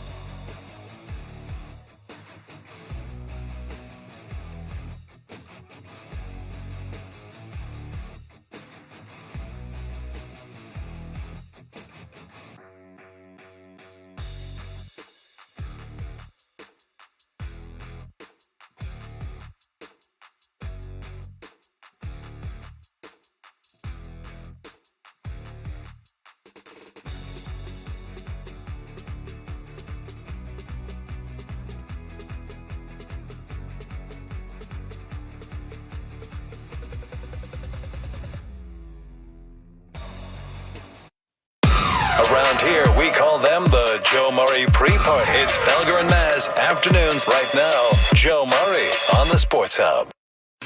It's a very personal, very important thing. Hell, it's a family motto. Are you ready, Jerry? I'm ready. Just want to make sure you're ready, brother. Here it is. Show me the money. Spot for a Glock. I took a long overflow, but still got a knock. Money! Jerry, does that make you feel good just to say that? Say it with me one time, Jerry. Show you the money. Oh, no, you can do better than that, Jerry. I want you to say it what you would mean it, brother. Hey, I got Bob Sugar on the other line. I better hear you say it. No. Show you the money. Not show you. Show me the money. Show me the money. Yeah. Louder. Show me the money. That's it, brother, but you got to yell at me. Show me the money. I need to feel you, Jerry. Show me the money. Jerry, you better yell. Show me the money. The Leafs are plus 120. I don't like it. I don't like that at all. But what I do like is anytime goal scorer, David Pastrnak, plus 110. Ring, ring, ring, bling, bling, bling. I'm going to lock that one up tomorrow. David Pastrnak, plus 110. Anytime goal scorer. I also got another one for you. Jesper Boquist is going to score a goal tomorrow, plus 700. That's it. Not going to take the under, the over, or the puck line, or any of that. Pastrnak, Boquist. I like the long shots. Boquist. And I'll give you one more in the NBA because I just saw it a little while ago. I'm trying to find the line now between the Cavs and Orlando Magic. Let's see here. Magic are plus 3.5. I think Cleveland wins. I think Cleveland advances. I think Donovan Mitchell, off that 50-point performance, rebounds back, has another big game. I take Cleveland to win that series. I don't know if I touch the 3.5, but I like Cleveland to win the series. And then the Pacers and New York Knicks. Knicks are big favorites. 6 points. So that's it. Anything else, guys? We got an over-under on you tomorrow? You get golf? How many 18 holes? Yeah, it's looking like I'm going to play 18 tomorrow. That's what I'm hoping for. Any chance you play more than 18 tomorrow? Yes, there's always a chance. Always. Are you a 19th hole guy? It depends. Place I'm going tomorrow, yeah, probably. Depending too, might finish up right around Derby time, so we'll see. Wayno in our chat, I'm going to retweet this one. He goes, live look at Joey Murr when the night program callers want you to listen up because they played hockey. And it's me with... Wayno, who I met, is a firefighter. Thank you, sir. I've been yelling into the void, and finally someone is saying this on the radio. Thank you for your service. That's from Smitty. Man, the Bruins, huh? So we have a yes. So yeah, I got the schedule for this weekend. So Saturday night. Oh, we'll do it next. Let's do that. We'll tell you what's coming up this weekend, and we'll say bye to Zack. He's got a big game tomorrow, and it's his final day here. So we'll do that coming up next here on 98.5 The Sports Hub. Don't go anywhere. There's more Joe Murray. More Joe Murray on.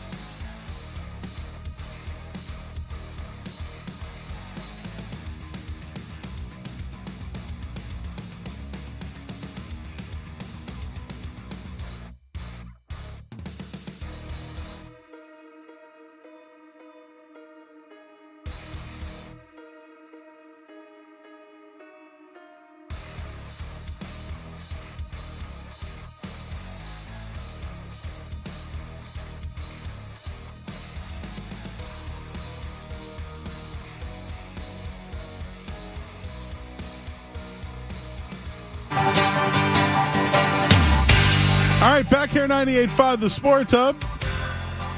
I wanted to let you know the schedule for the weekend. I believe we'll have the Bankroll Bunch in the morning with the hockey show.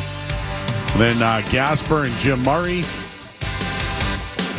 And I don't know who's taking you up until the Bruins tomorrow night, but we do have the Bees beginning at 7:30, and then the puck drop is sometime after 8 p.m.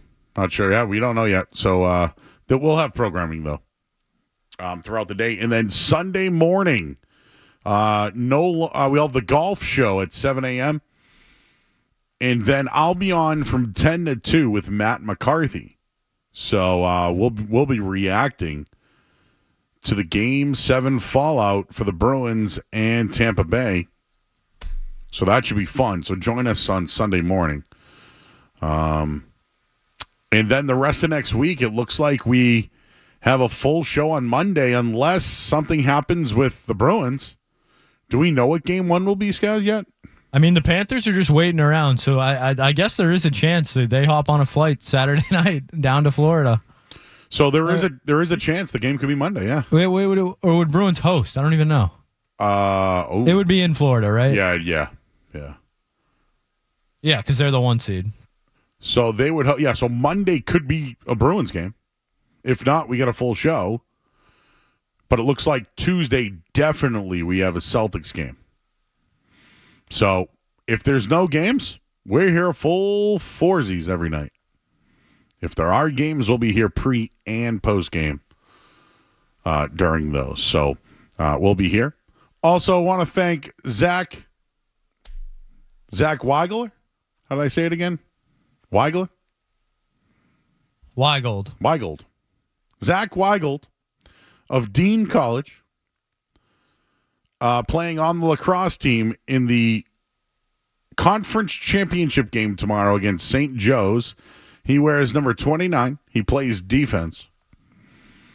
And he said that we're coming. So the St. Joe's people are ready for you guys tomorrow night. But we had a Dean invasion.